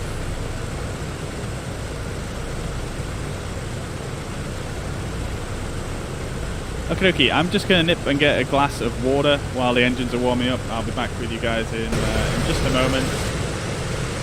Enjoy the sounds of the engines. Let's see, actually they added a cabin actually. You can actually go into the cabin now from the flight deck. Well, you can't really go in there, but you can set, you know, custom cameras, so you can jump back here like so, and like this, which you couldn't do before, which is nice. And I believe they actually added these curtains. I'm sure they weren't there before. I'm sure the curtains weren't there, but anyway, I'll be back in 2 seconds. I'm just going to grab a drink, guys.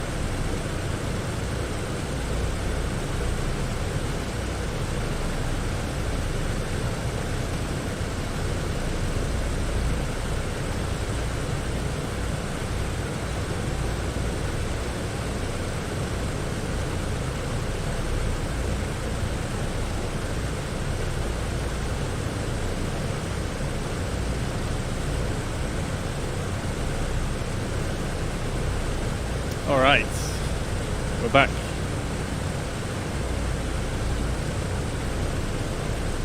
Okie dokie, so we're all started up. Let's close this window here. And I'm actually just going to leave my window open for now, get a nice breeze as we taxi out. Let's see.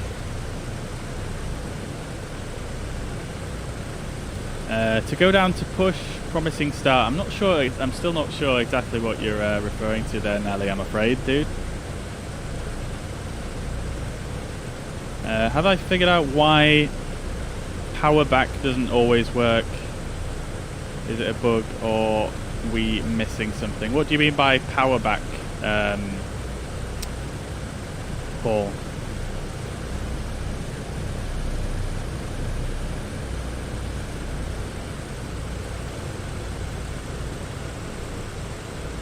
Okie dokie, we can turn ground power off now actually.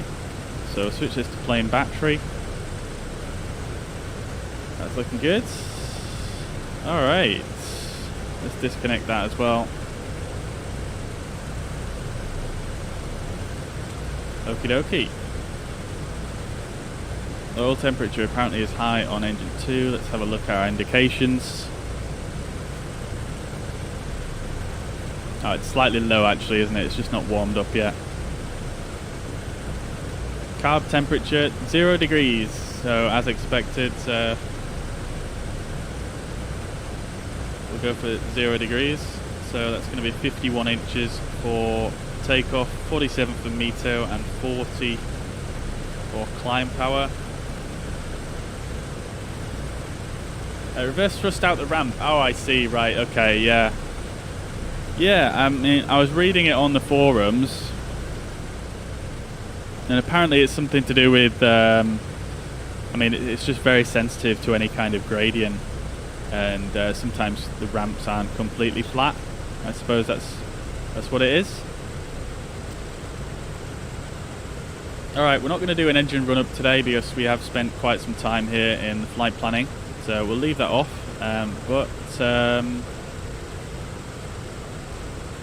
Yeah, before we get moving, let's just release the gust lock here and get flaps set to 20.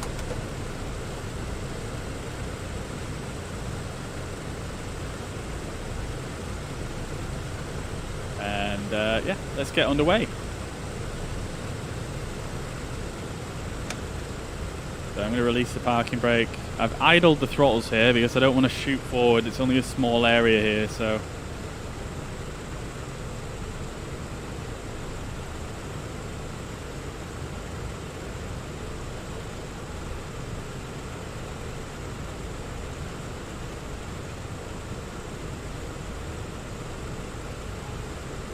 not sure what you're saying there, Nelly, dude. You're running dangerously close to a timeout.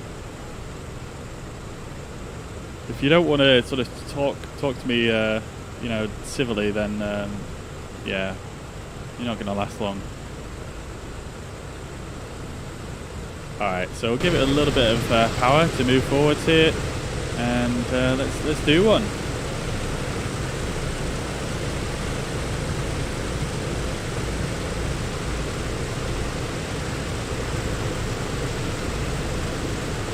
Gonna move forwards and take quite a wide turn here.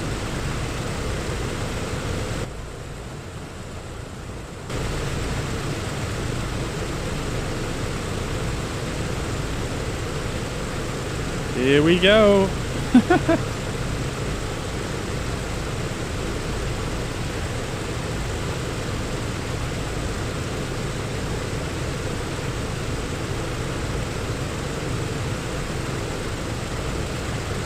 Okay then. And we're off. So it's a right turn out of here. That's the only way you can go.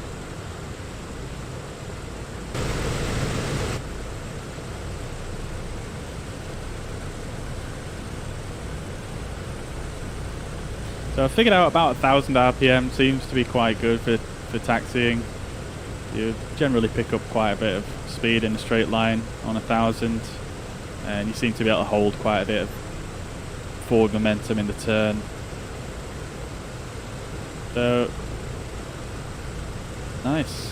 Let's see. So windsock there is giving about 3 knots crosswind on our chosen runway. So that's fine with me.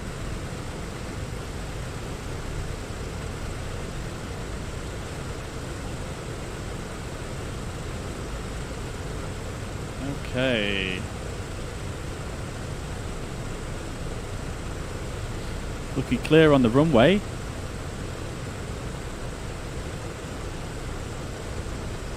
Surely big radials and the Rolls-Royce Merlin engines are 2 of the best sounds you can hear in life. Yeah, 100%, I agree. I agree.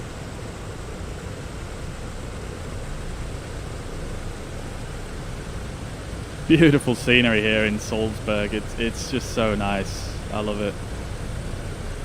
Such a nice area for an airport. As is Innsbruck. It's going to be nice. It's going to be a good flight. This. All right. So a bit overzealous on the acceleration there. We're going to take a left turn here onto this taxiway. I think it's. I can't actually remember what the taxiway is called here. Not much need to really. Oh, a bit heavy on the turning. Okay, so we're going to make our way on down. This is in fact taxiway Lima. Let's get myself lined up there. Alright, let's just get a few checks done before we get underway here. So we'll open, if I can get my right keybind, we'll close the cowl flaps to 4 degrees.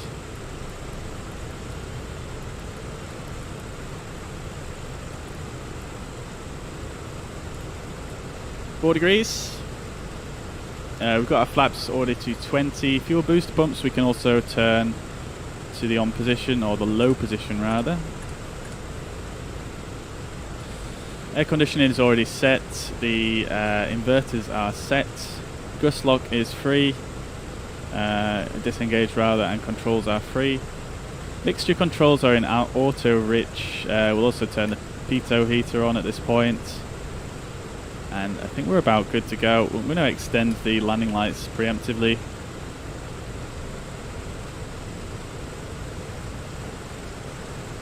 As you can see, Lima on the taxiway here, looking good.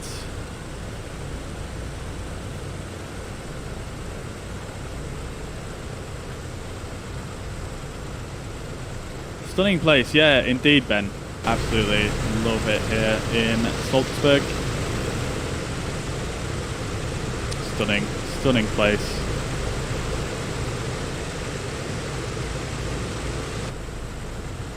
How did I overcome the FPS bug? Which FPS bug are you referring to, Stephen? There's many bugs in the sim. I suppose we could also... Did I leave the radios on? I think I did. Oh dear, never mind. Now let's turn up the nav volume as well. I want to see if we can actually hear the Morse code from the nav aids. Apparently you can in this aircraft. Actually, you probably can in most aircraft. I don't think that's an aircraft specific thing. So we've got a DME as well from our VOR. Let's just brief the departure again real quick. So we're going to fly on runway heading, which is 330 until 12 DME. Salzburg VOR, which is this. We don't want that to be at 12. And then we're going to take a left turn to 300 degrees. So basically what we want is, we want this picture essentially. We want this picture. We want this tail to point towards 300.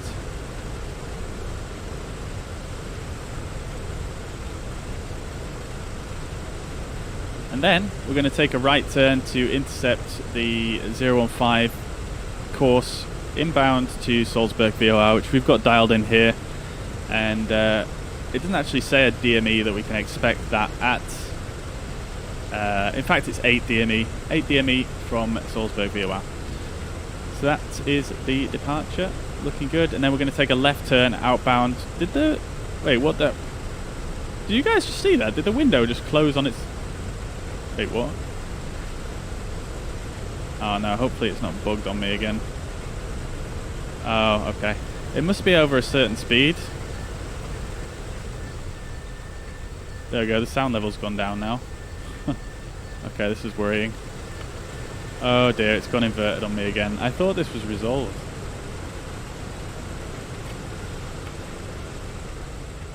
Yeah, look at that, the window's inverted now. It sounds quiet. Well, it's open. Dear oh dear, we're just gonna have to leave it like that again.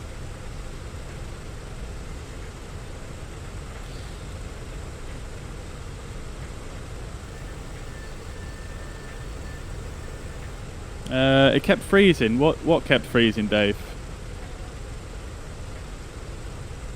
Over cities, many people were struggling. Streamers too. My system is high end, and it's so frustrating. I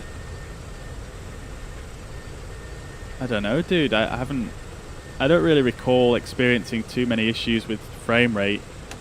I mean, yeah, my FPS is definitely lower over some cities, but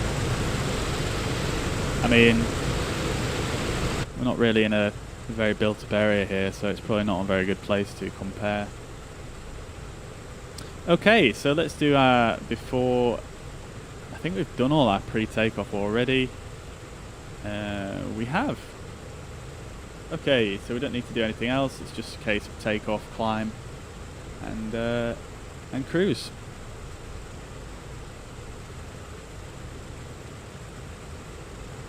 London was laggy, but the only one that saw that was a while ago.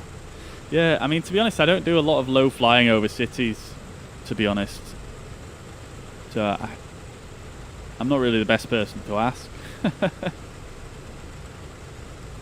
Had a flight. Oh, right. Okay, Dave. Yes, got you. Yeah. Thank you. So that was in Innsbruck, wasn't it? And that was freezing because of some elevation data that I downloaded for the area. And yeah, I just removed it and it works fine now. Ben Michael Doherty, welcome to the chat on Twitch, and thank you very much for the follow. Hope you're doing well and having a fantastic week. Sumik, thank you very much for the follow on Facebook, as well as Nikuga.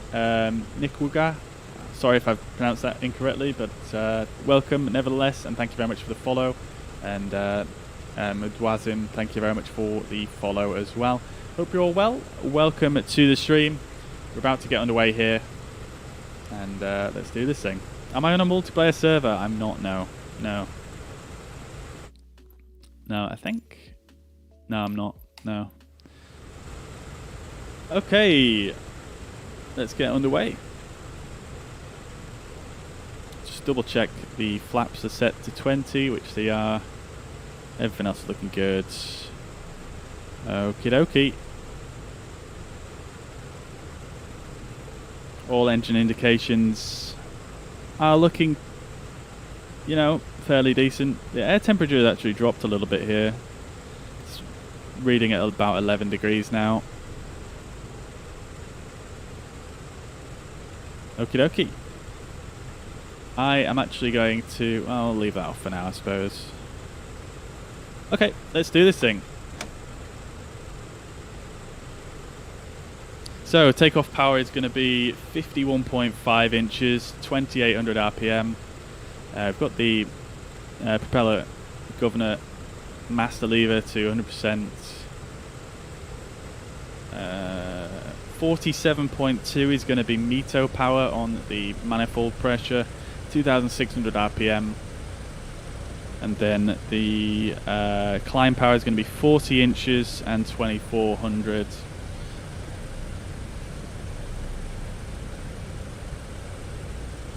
Okay, let's get this back to neutral. Landing lights on.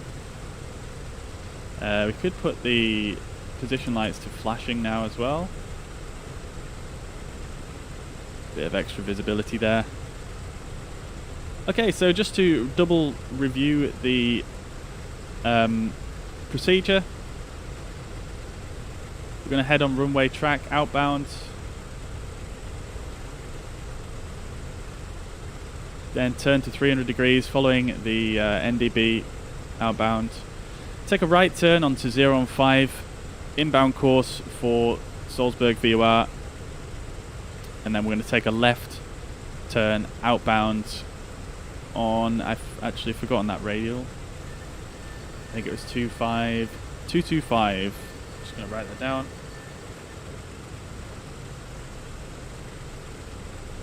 Okie dokie, just going to set the parking brake here.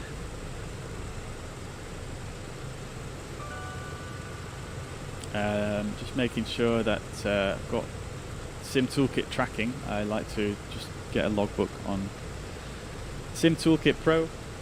I've got my chart up here on my other screen. That's it again for you guys if you just want a review. I'm not going to put that there for now though. We're going to switch over to the hand cam. Jay Bay says, didn't realise you're also on Twitch. I'll follow you there too. Oh, thank you very much, dude. Angry Badger. Angry Badgers. Thank you very much, dude. I assume that's you, Jay Bay. Thank you very much, man, for the follow. Appreciate that, dude. But yes, we are live on Twitch, YouTube, and Facebook simultaneously. Okay, so let's do this thing. Takeoff.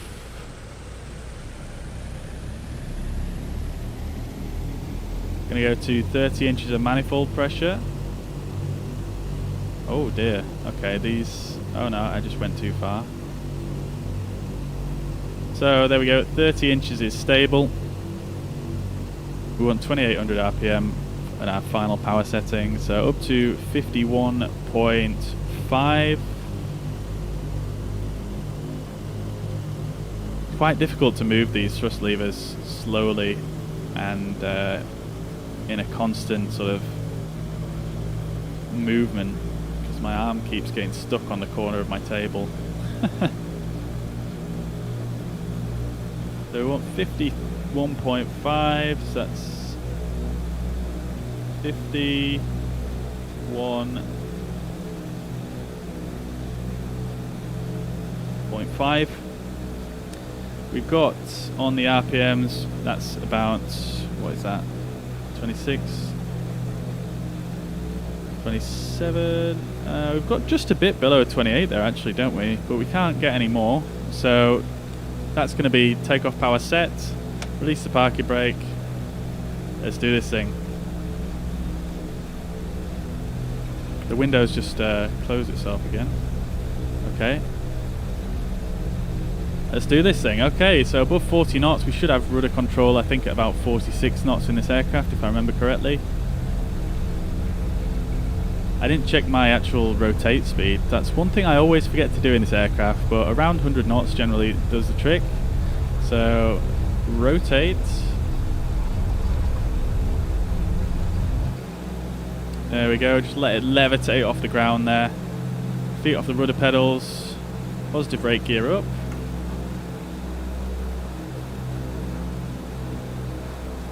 Alright, so we're looking for 12 DME, which is in 0.9 miles.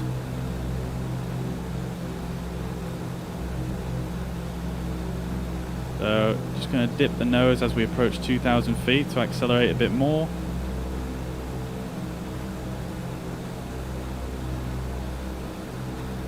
There we go. Up to 140 knots. There we go. Take that left turn at 12 DME.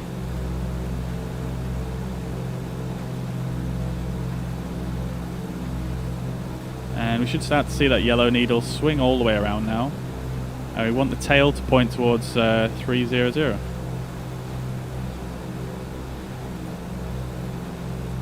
Alright, I'm going to reduce to METO power now, or I'm going to attempt to while I'm navigating. So 47.2 on the manifold. I've definitely turned too far there. Getting distracted. So that's 47.2. Oh god, this is so difficult to do while you're there we go. While you're navigating and setting the power at the same time. Okay, so let's get a stage of flap out, a stage of flap up.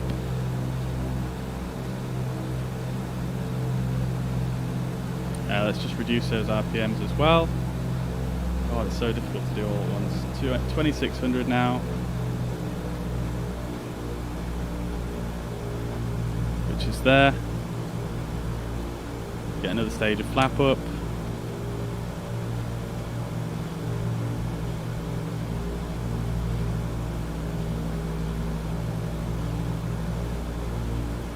And flaps fully up.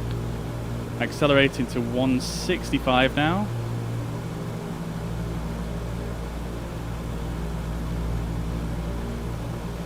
Get it trimmed out.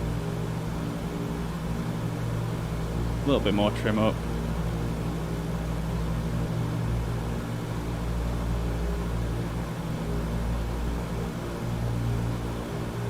Looking for 8 DME from the VOR, which is in 1 mile.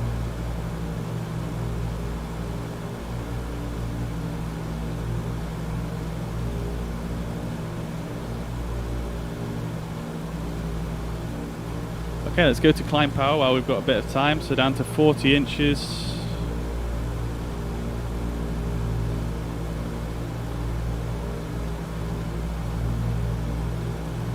And 2400 on the RPMs. I do need to set this to my controller.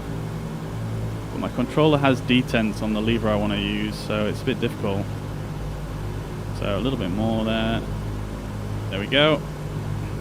Okay, so that intercept is now coming in. You can see this vertical line moving over, 8.4 DME, and we can expect round 8 DME to fully intercept. So I'm going to start the turn now.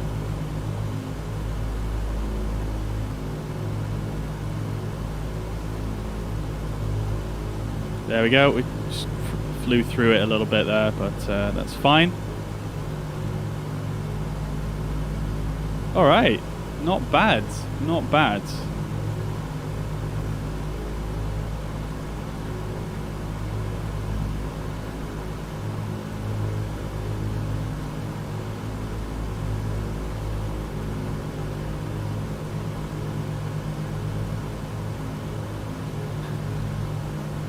It is such a challenge to do everything yourself. It's such a challenge.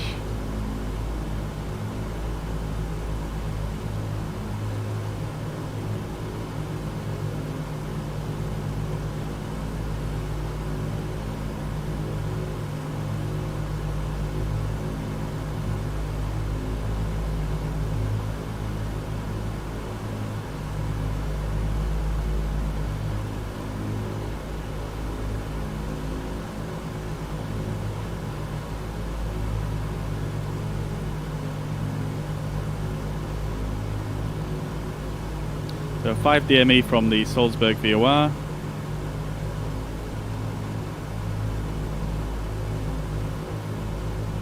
There we go.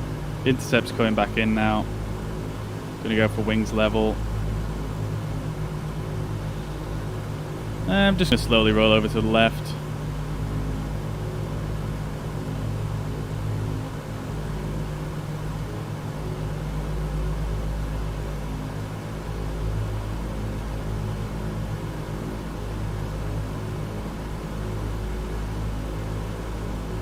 Keep flying through it here. We're flying in a right little zigzag.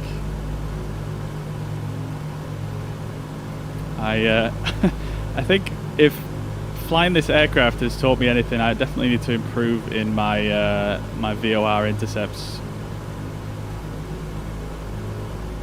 And we've only got 3 miles to go to the VOR. We're at 8,000 feet, so realistically, that's probably only what, a mile or so. So I am just going to straighten up now. Let's set in our next outbound course, which is 220.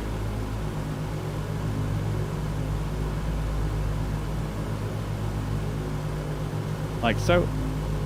And I am just going to start turning in towards that.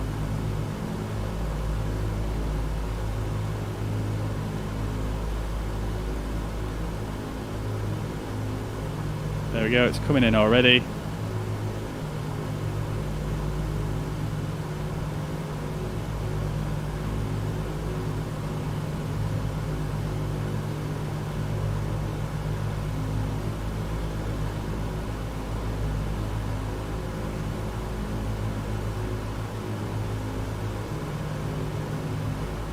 Oh, best keep that nose up. We're actually descending a little bit there.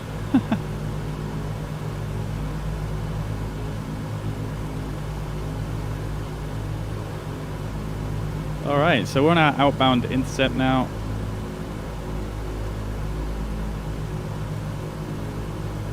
Let's get that nose down. For some reason it wants to go up like crazy at the moment.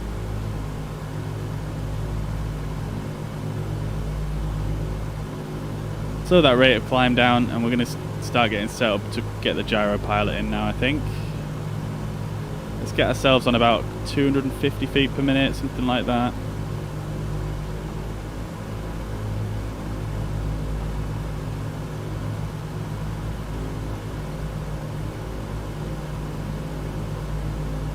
I feel like sometimes it can be a little bit finicky trimming this out.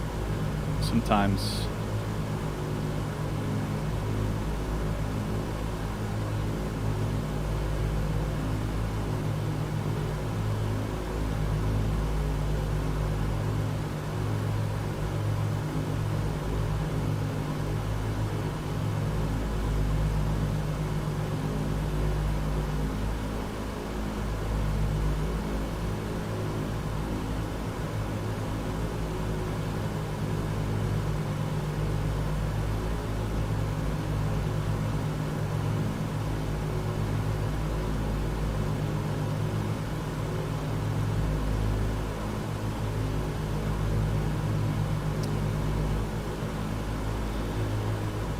Right.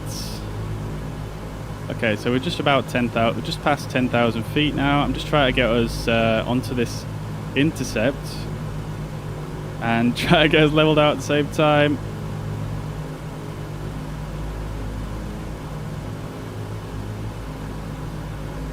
Yeah, I think we're coming onto it now. Yeah, I just feel like sometimes it is very, very finicky to get it trimmed out.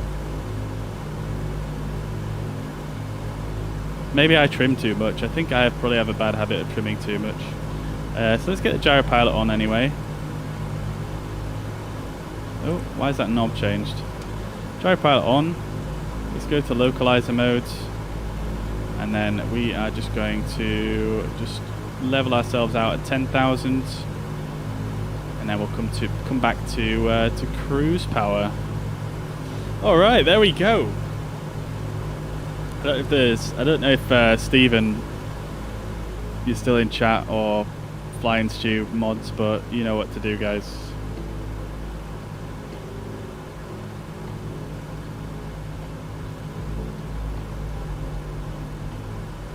Okie dokie. There we go, guys. Beautiful stuff.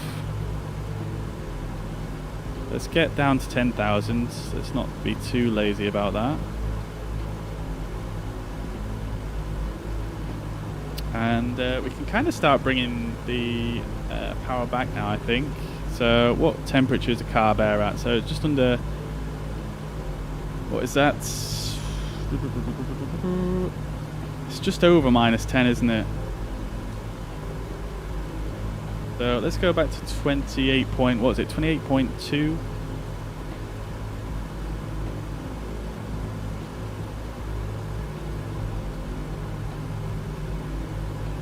And we're only going to be doing like a 900 horsepower cruise here, so it's going to be quite a slow cruise intentionally. 1700 RPM is what we want.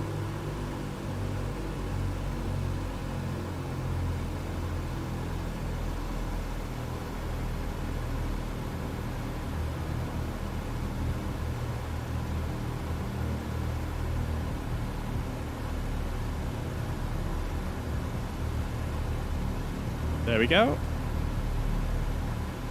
Cruise power is set. We've got a slight descent on as we start to level off at 10. We're on our outbound course. Everything's looking gravy. Beautiful.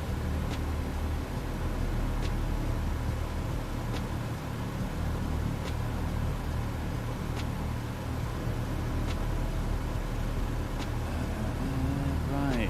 Okay then. So, Nelly, I'm sorry dude, you're not making any sense to me at all, and it's only English in the chat.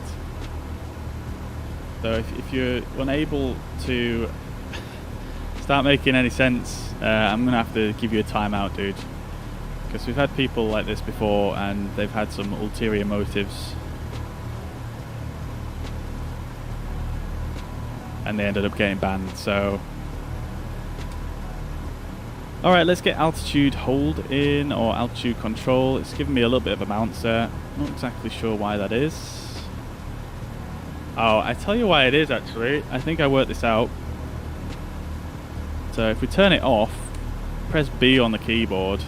Now, it should still be at the same altimeter setting, even though it moved there, which is a bit weird. But if we get back to 10,000 now, it should level off without any issues.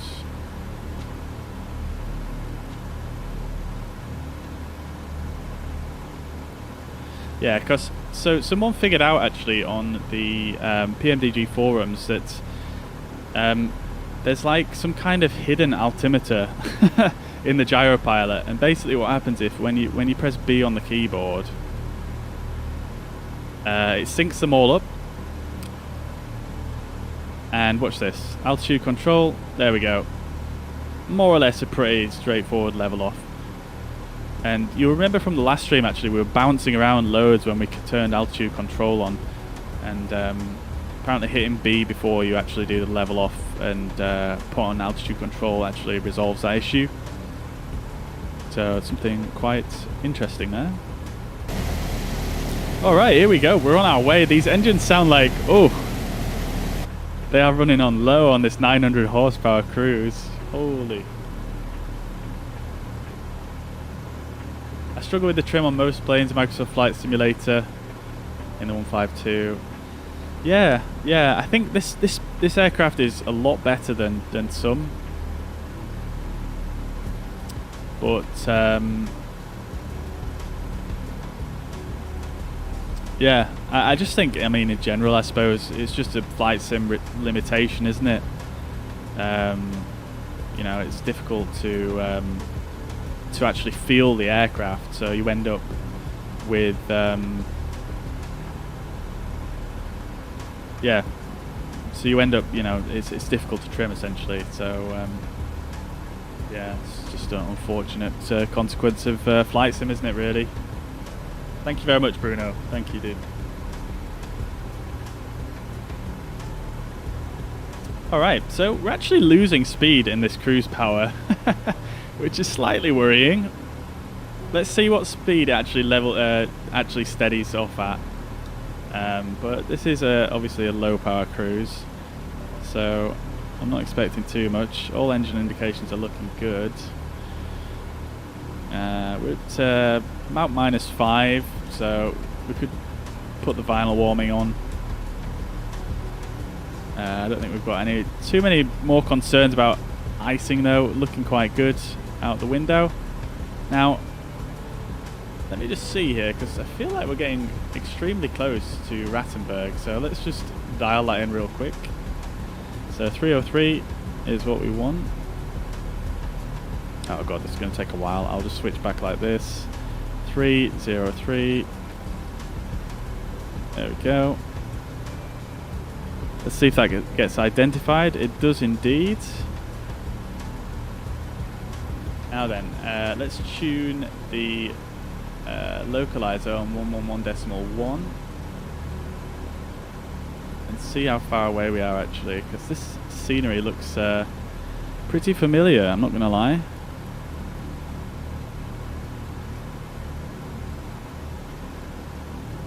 Okay, so we're not picking up the localizer yet, so we can't be too close. In fact, I can just check on my little nav map. So 52 DME is when we should reach Rattenberg. So 34 miles we've done so far, so only in about 20 miles. And our top of descent is basically at Rattenberg, isn't it? You know, we're just going to do the full descent from there, basically.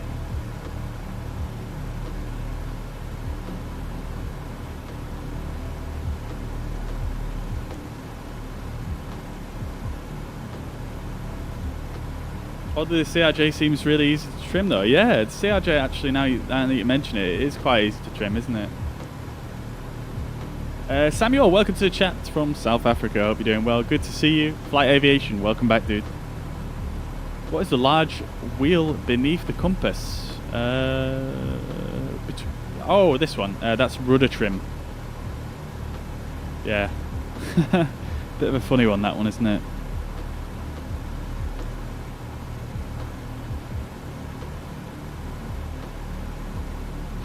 Can I turn the brightness up on here? Looks a bit dim. No, I cannot. Alright, let's try receiving the Morse code then. Help if I had that on, that would probably be wise, wouldn't it? Volume is up.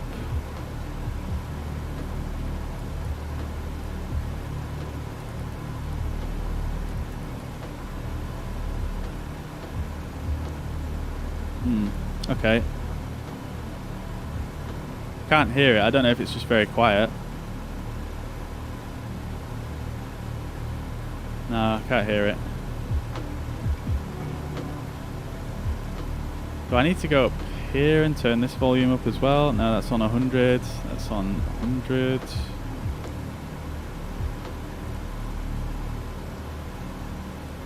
Ah, right. I was sure I saw someone say that you could listen to the Morse code.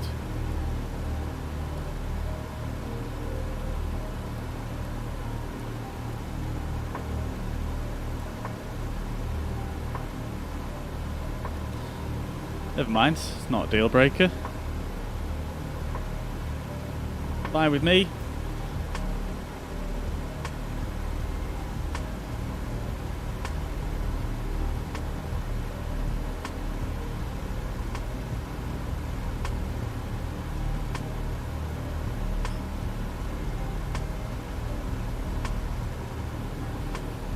Try pulling the knob out on the dial. Oh. What do you mean? Clicking on this? There's...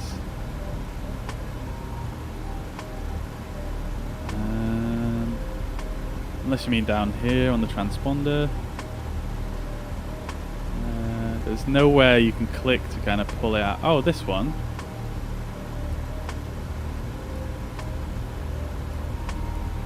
I'm not even sure if this setting is... Okay. I think I can hear it. It's extremely quiet though. Maybe.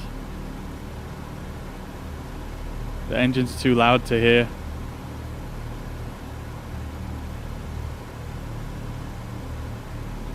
Yeah, maybe we test that when we land.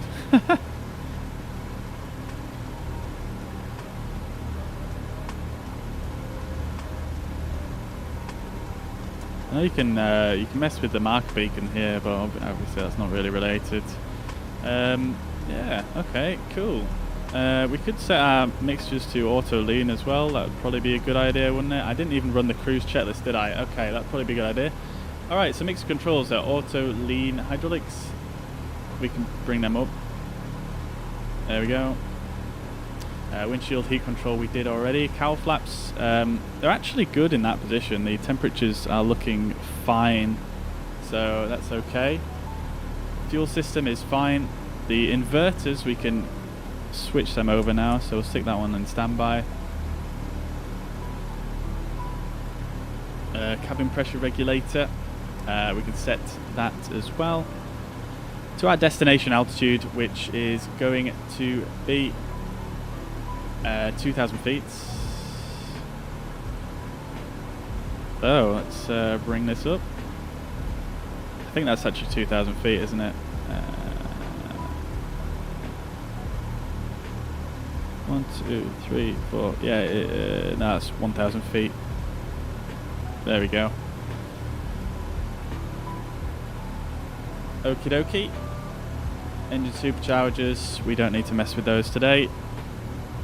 Alright, we're at 52 DME, so we should be approaching Rattenberg momentarily. Let me just double check on the map here. 52 DME is when we approach Rattenberg. Now, let's see here if we've picked up the DME for the localizer. Now, it does say 0, so that is an improvement on what we had before. Let's go to gyro pilot mode, and we're actually going to switch the localizer over to this side. 111.1. Now if I come back down here, let's see if that's now picked up. Okay, there we go. So this is going to get pretty intense pretty quick, guys. So let me just... Oh no, I've flown through it. Definitely don't want to be doing that. The inbound course is 255, although I don't think that actually makes a difference with this, with a localizer when you're using this. Okay, so I'm not prepared in the slightest for this, I'm not going to lie. Let's get us down to 9,500. We need to start our descent at 19 DME. So we've got 4 miles. Luckily we are flying quite slowly thanks to this nice slow cruise. So that's fine. I'm going to set 26 inches for the descent, which I believe is what the flight engineer would normally do.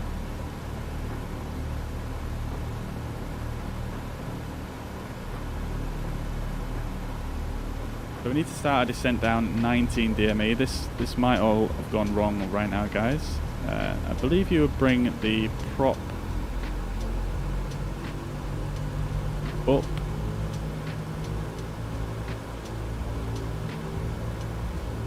Let's go back to 26 inches. Let's set the mixtures to rich. Get some flaps out. It's a bit early for flaps.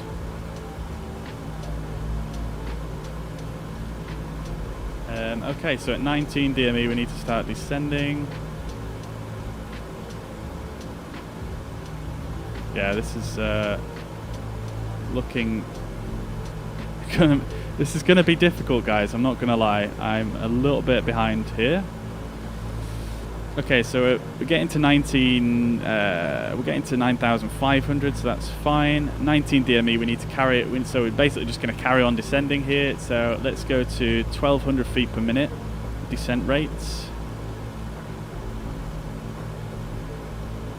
which is about there. I'm actually going to pull the power all the way to 60 DMEP. So yeah, it's going to be quite difficult for us to slow down now, because yeah, I totally didn't anticipate this. Oh dear, I was a little bit behind there.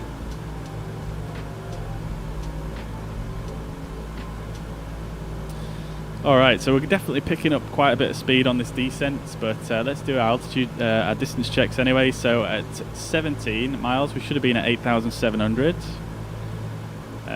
So we're definitely a bit high. Let's get the descent rate increased a little bit here. Just going to keep pulling that BMEP figure back to 60. So at 15 DME, we want to be at 7,900 feet. So just looking at the gauges here, I'm pretty sure we're still not going to make that. So let's keep the descent rate coming. At 14 DME, we need to be at 7,500 feet. 14.3, we're still high. So I'm gonna get the descent rate to about 1,500 here. So pretty rapid descent rates. 13 miles, we need to be at 7,100 feet. So we are catching up the glide slope a bit here. Well, yeah, glide profile, descent profile. I'm going to turn the music down now. This is going to get pretty hairy. Okay, at 12 DME, we need to be at 6,700. Still a bit high.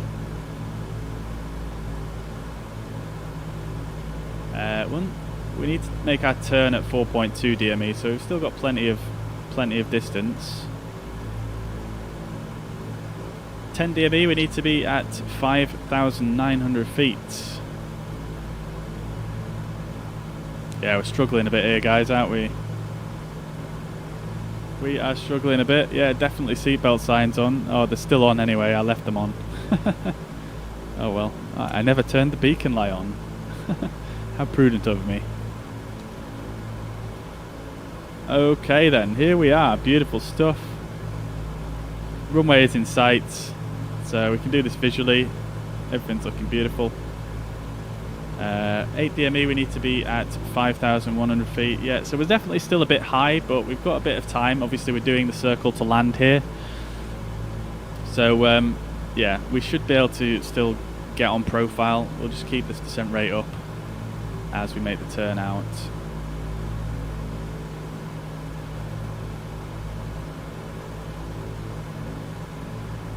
Alright, so we need to make our turn at 4.2 DME. And we need to level off at 3,700 for this procedure. Woof! Spicy! I didn't check the winds or anything. I'm totally behind here. I think this is too short of a flight, really, to be to be not using the flight engineer.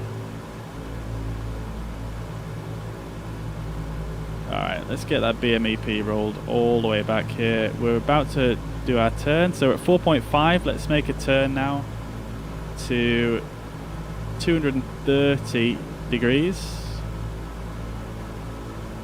I'm going to start leveling off or slowing the descent rate down a little bit here as we approach 3,700.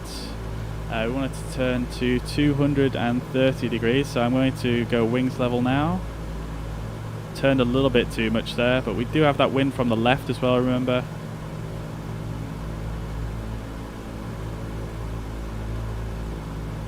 Let's slow that rate of descent down, right down now as we come to 3,700. We definitely don't want to go too low here.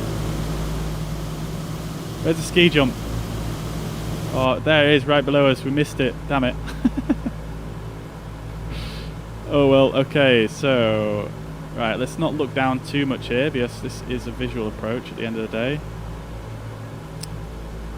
Oh, that's a bit tight there. That's very tight. So let's disengage.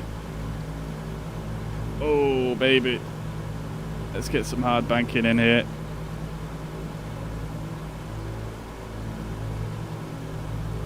Okay, we definitely need to slow down a bit here. We are extremely fast for this maneuver.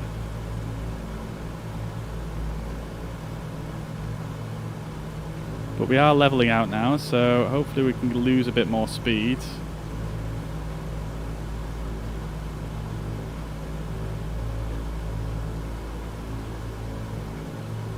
As soon as I hit 174, I'm just going to start dumping everything. I'm looking for the Axiom's church now, which is right in front of us. But also 3.5 is also the right turn. Try to keep us level here. That's the church right in front of us. You can see it just there. That's the Axum's church.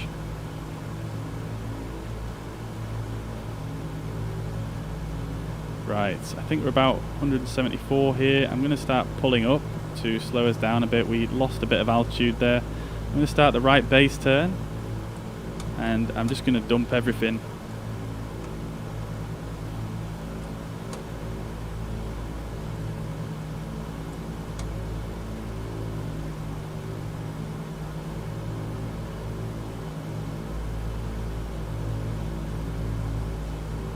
Oh, descending a bit too quick there. Trimming up, trimming up.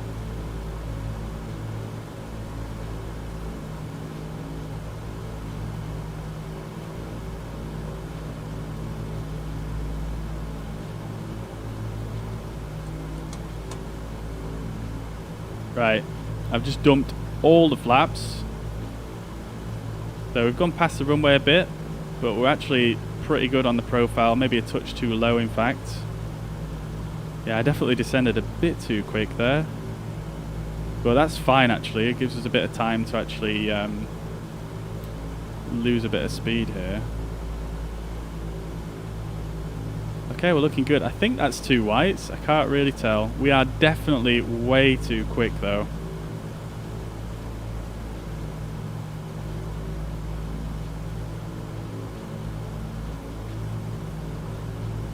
I think that's actually four reds, isn't it? I can't even tell. Yeah, we're not losing the speed here. We're just going to try it, guys. We're just going to try it.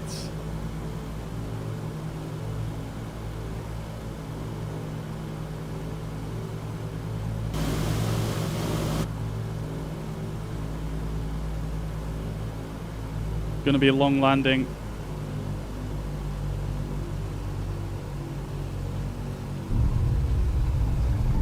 Oh my god, surprisingly we didn't really bounce that much, or any at all.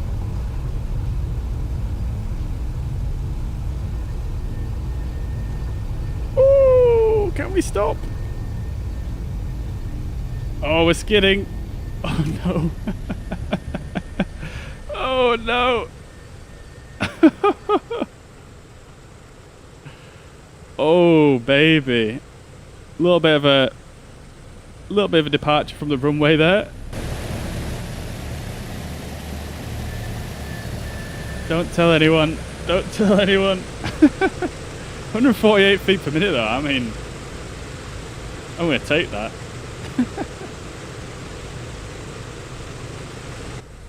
Oh dear, oh dear.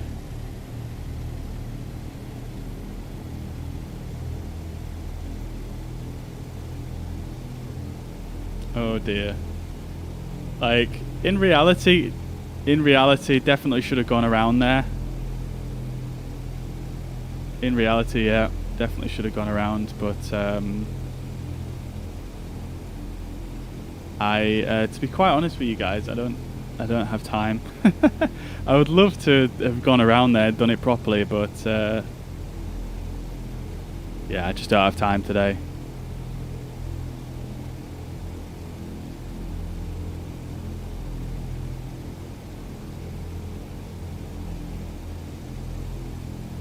I mean, we're absolutely fine, honestly. Don't worry about it, guys.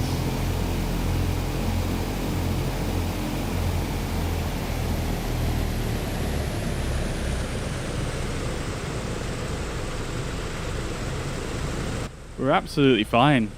I have all the damage options on in Microsoft Flight Simulator, so if we've actually broken the aircraft, then it would have popped up and told us.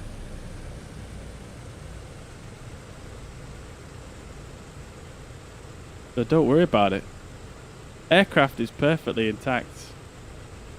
I'm really struggling to turn around here though. Did you see that on the runway though? That was crazy. We actually started skidding there off to the left. Like, I couldn't actually do anything about that.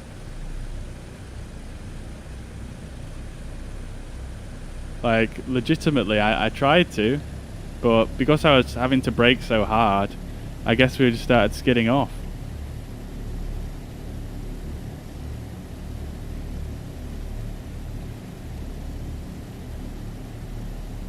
I've got no flaps. No, I've got flaps out. Oh no, wait. What the heck? Wait, what? What happened? The flaps lever's down to 50. I heard them going out, and I did actually check this gauge. I know this gauge is a little bit buggy. Sometimes it says 0.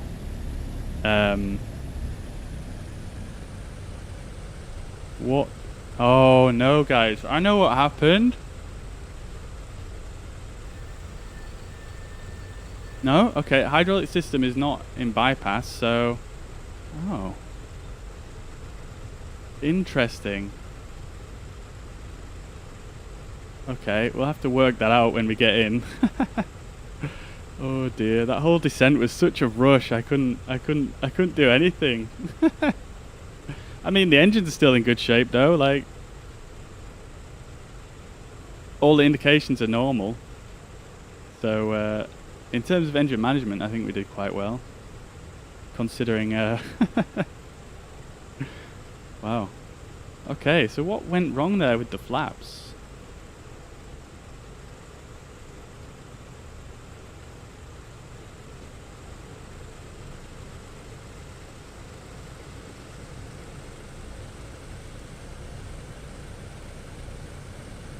The hydraulic lock.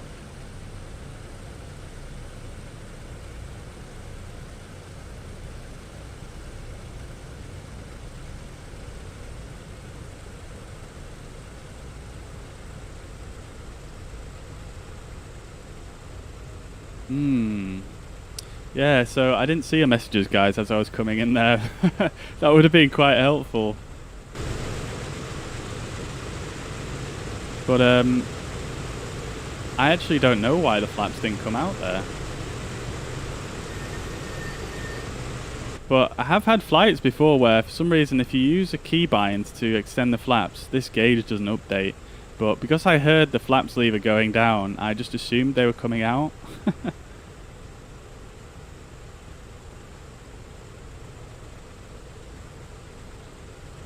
Hydraulic lock is supposed to be in on.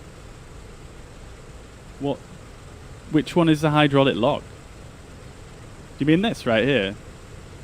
Because that is in on position.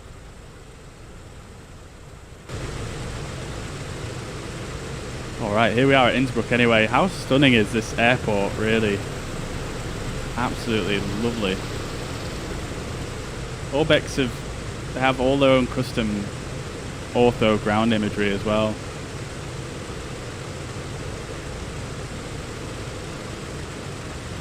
For this area, so very nice.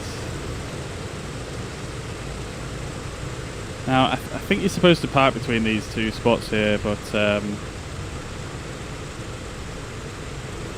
just gonna plonk it here for now because I really want to investigate what's happened here.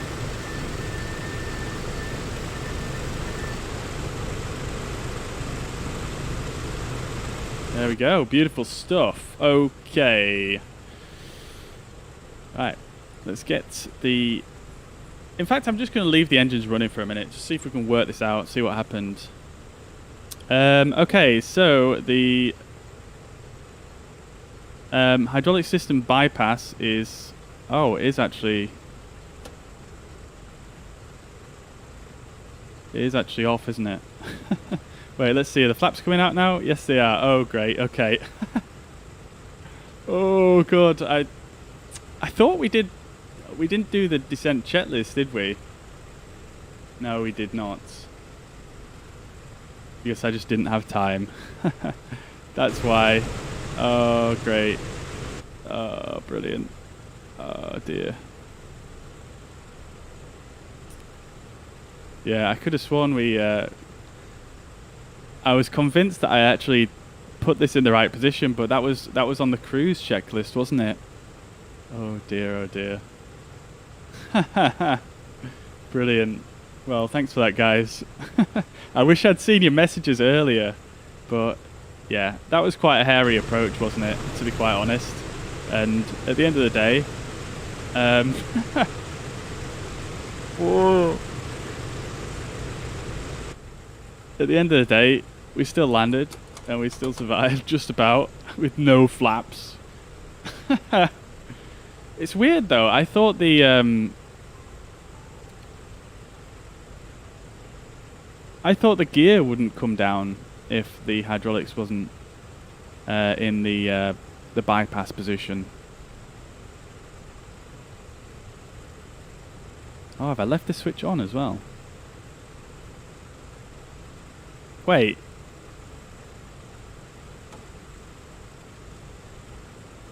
Okay.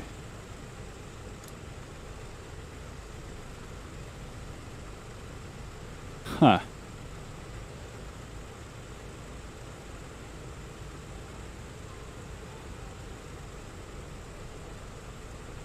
Let's call the number. Yeah, I think I'll be yeah.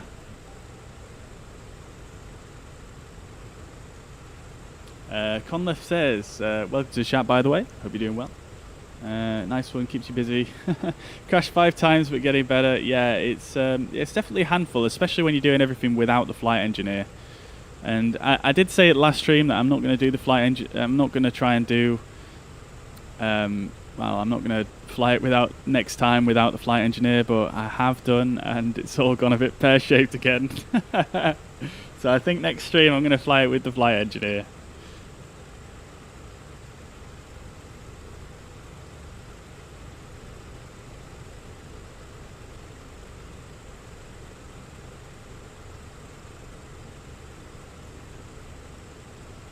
But yeah, it is just a brilliant plane, isn't it? It's just fantastic. I can't get enough of it, honestly. I do feel quite embarrassed though about this this whole lever situation. Yeah, but honestly, you know, I had my hands full there. I honestly, that was a lot. Oops, I didn't mean to press that there, but yeah, that was a lot to do by yourself. I think, you know, the last flight I did when we were in Norway, like that felt like quite a handful. But I did say at the start of the flight, you know, the fact this is a short flight, it's either going to be a blessing or a massive curse. And it turned out that it was in fact a massive curse. So so there we go.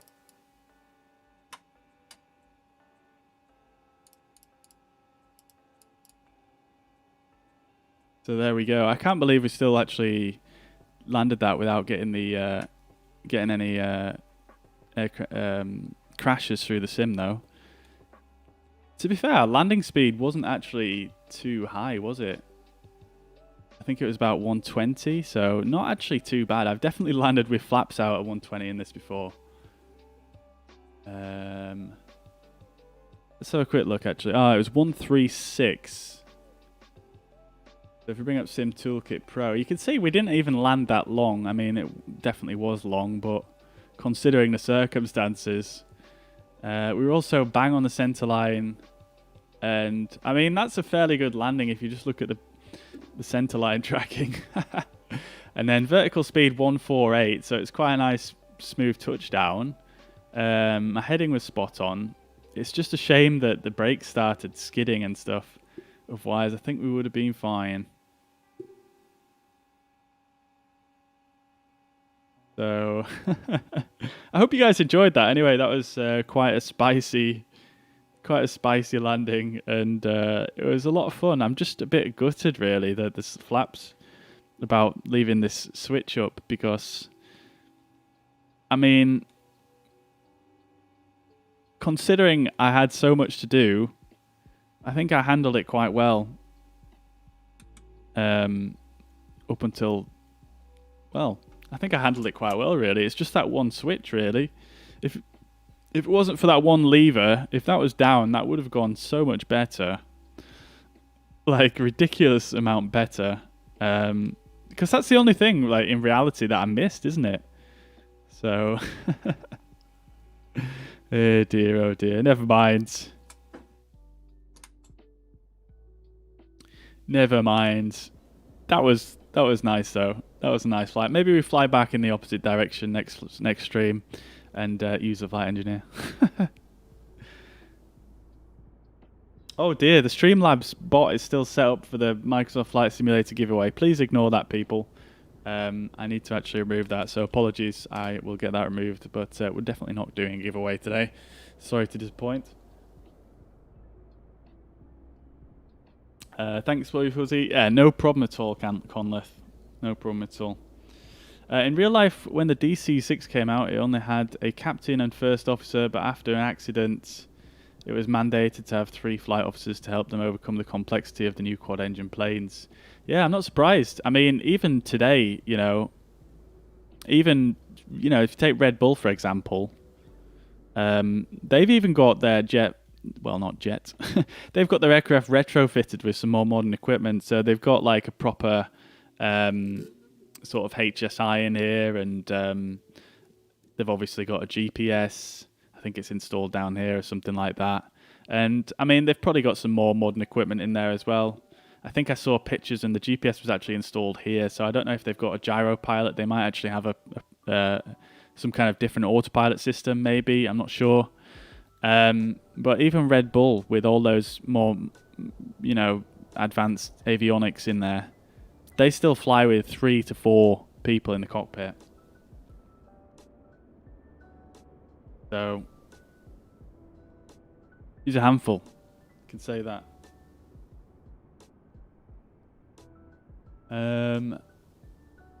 Let's see. Paul says, I thought you said you weren't going to do it without the AFE, but in fairness, you pretty much nailed it. One thing missed. I'm sure you'll remember next time. Yes, Paul. It's all a learning experience. And yeah, I mean, it definitely helps if you can memorize what you need to do, for sure, without having to rely on the checklists. Because I just simply didn't have time for the checklist there. So yeah, it would have been good if I just remembered that one thing. God damn it. But thank you, dude. Thank you. I'm glad you think I nailed it. I think I did all right, I think, for the most part. Definitely need to brush up on my VOR intercepts. I think that's one thing I need to brush up on. And yeah, it's just a case of memorizing the flows now, I suppose. You know, I've got some of the flows memorized. Well, the before start, and I think the before takeoff. But yeah, getting there.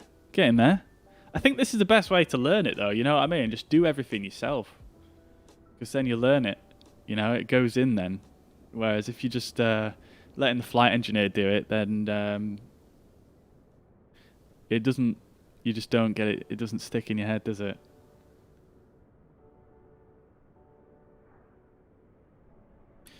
But you're right, Paul. Yes, I did say that. And next time, we're going to use the flight engineer, at least for some parts of the flight anyway, maybe.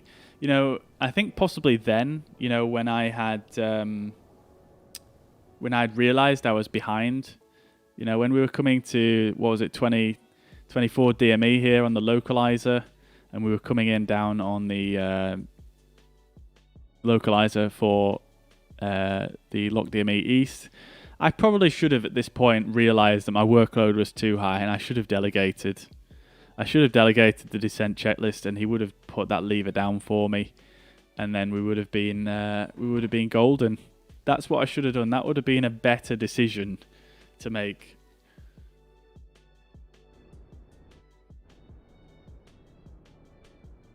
But nevertheless, we made it here. We actually had a semi-okay landing, despite the running off the runway and skidding with the brakes. But the plane survived, so we're good. Here we are at Innsbruck. This is Orbx Innsbruck, and it's a super nice scenery, this. I absolutely love it. Yeah, it's currently on sale, and I'm surprised. I mean, this was one of the first ones that came out for Microsoft Flight Simulator, and I know there is one included with the sim, but this is just a whole nother level. Like, the one that's included with the sim, it's okay. Yeah, it's not bad. But this is just another level on detail. Like, you've got people stood about all over the place. You know, you've got all this detailing up here on the balcony. You've got this lettering that actually looks more accurate than the Asobo one. And coming over here to the tower, everything just looks more realistic. Like, the texturing and everything is obviously got a bit more weathering to it. It looks less new. It looks less fake. And yeah, it's good. You've even got a person stood up here with a camera. Loving life, taking pictures of... What's he taking a photo of? Oh, he's taking a photo of... not that much, actually. Look at that camera. Look at the texture detail on that camera, though. That is actually pretty high-res texture for such a small part of the scene.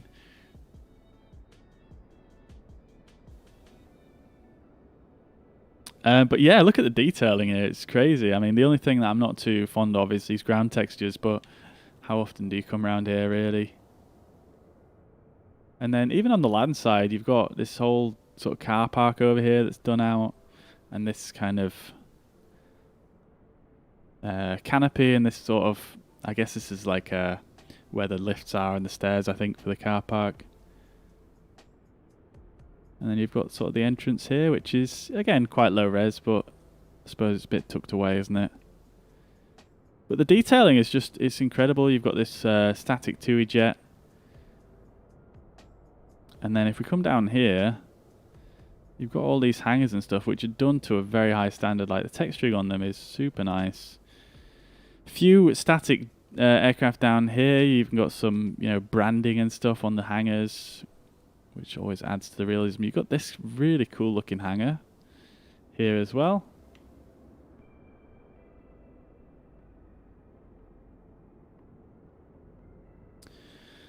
Very cool. And then this whole area has been redone as well. So you've got custom ortho for the whole area. Well, not the whole area, but the area surrounding the airport. So you can see here, if you look at this grass, for example, like that's obviously the custom ortho. And then if you swing around and look up there, that's the default satellite imagery. So you can see the difference. You can actually see the difference here. The grass is just, yeah, totally different colour. It's a shame this part isn't covered by the scenery, because this is obviously part of the approach to runway 08. But it's not covered, unfortunately. And let's see, Salty Gamer, welcome. We're at Innsbruck. I'm actually ending the stream now, I'm afraid, dude. But next time, potentially, I will make sure I try and remember to put multiplayer on next time. They've even modelled a bunch of these buildings here, which is obviously right under the approach path.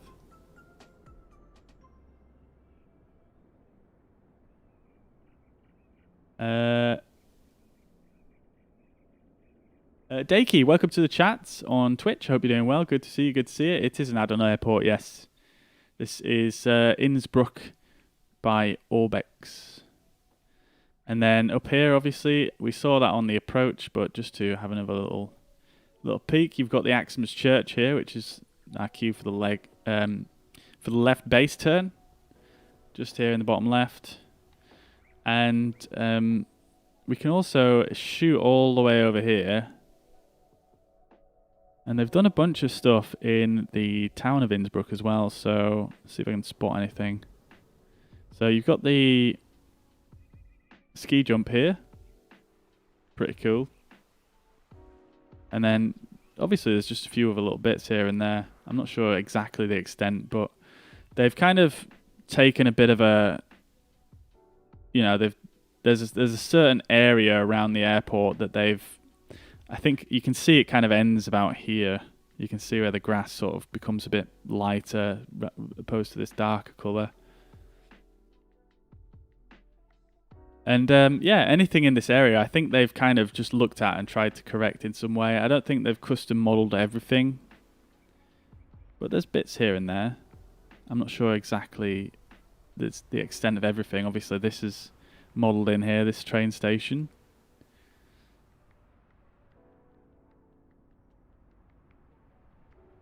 And, you know, some other points of reference on the approach, I imagine. I think these buildings look like they've all been modelled in as well. Yeah, it's super nice, actually. I'm very impressed with it. And yeah, I think the area of coverage is more or less about that, what you can see on the screen here, minus this bit at the top.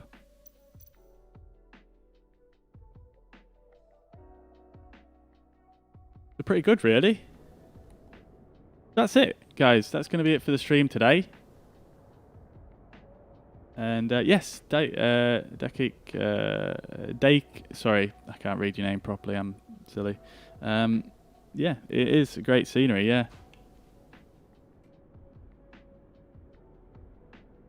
Anyway, that's going to be it from me for today. So, guys, thank you very much for watching. I hope you enjoyed that rather interesting skid off the runway. And, yeah, quite an eventful flight. Definitely learned a lot. And definitely not going to forget about that hydraulic lever ever again in my entire life. So, thank you very much, guys. I hope you enjoyed. Thank you very much for tuning in, everybody, and for the support today. Thank you very much for that follow as well. It's Daiki, isn't it? Daiki Decimus. Thank you very much for the follow, dude. I hope you're well and having a fantastic week. So, yeah, that's going to be it from me for today, guys. So, thank you, everybody, for watching. I'll catch you again in the next stream. Next stream will be... let me just check my calendar here real quick.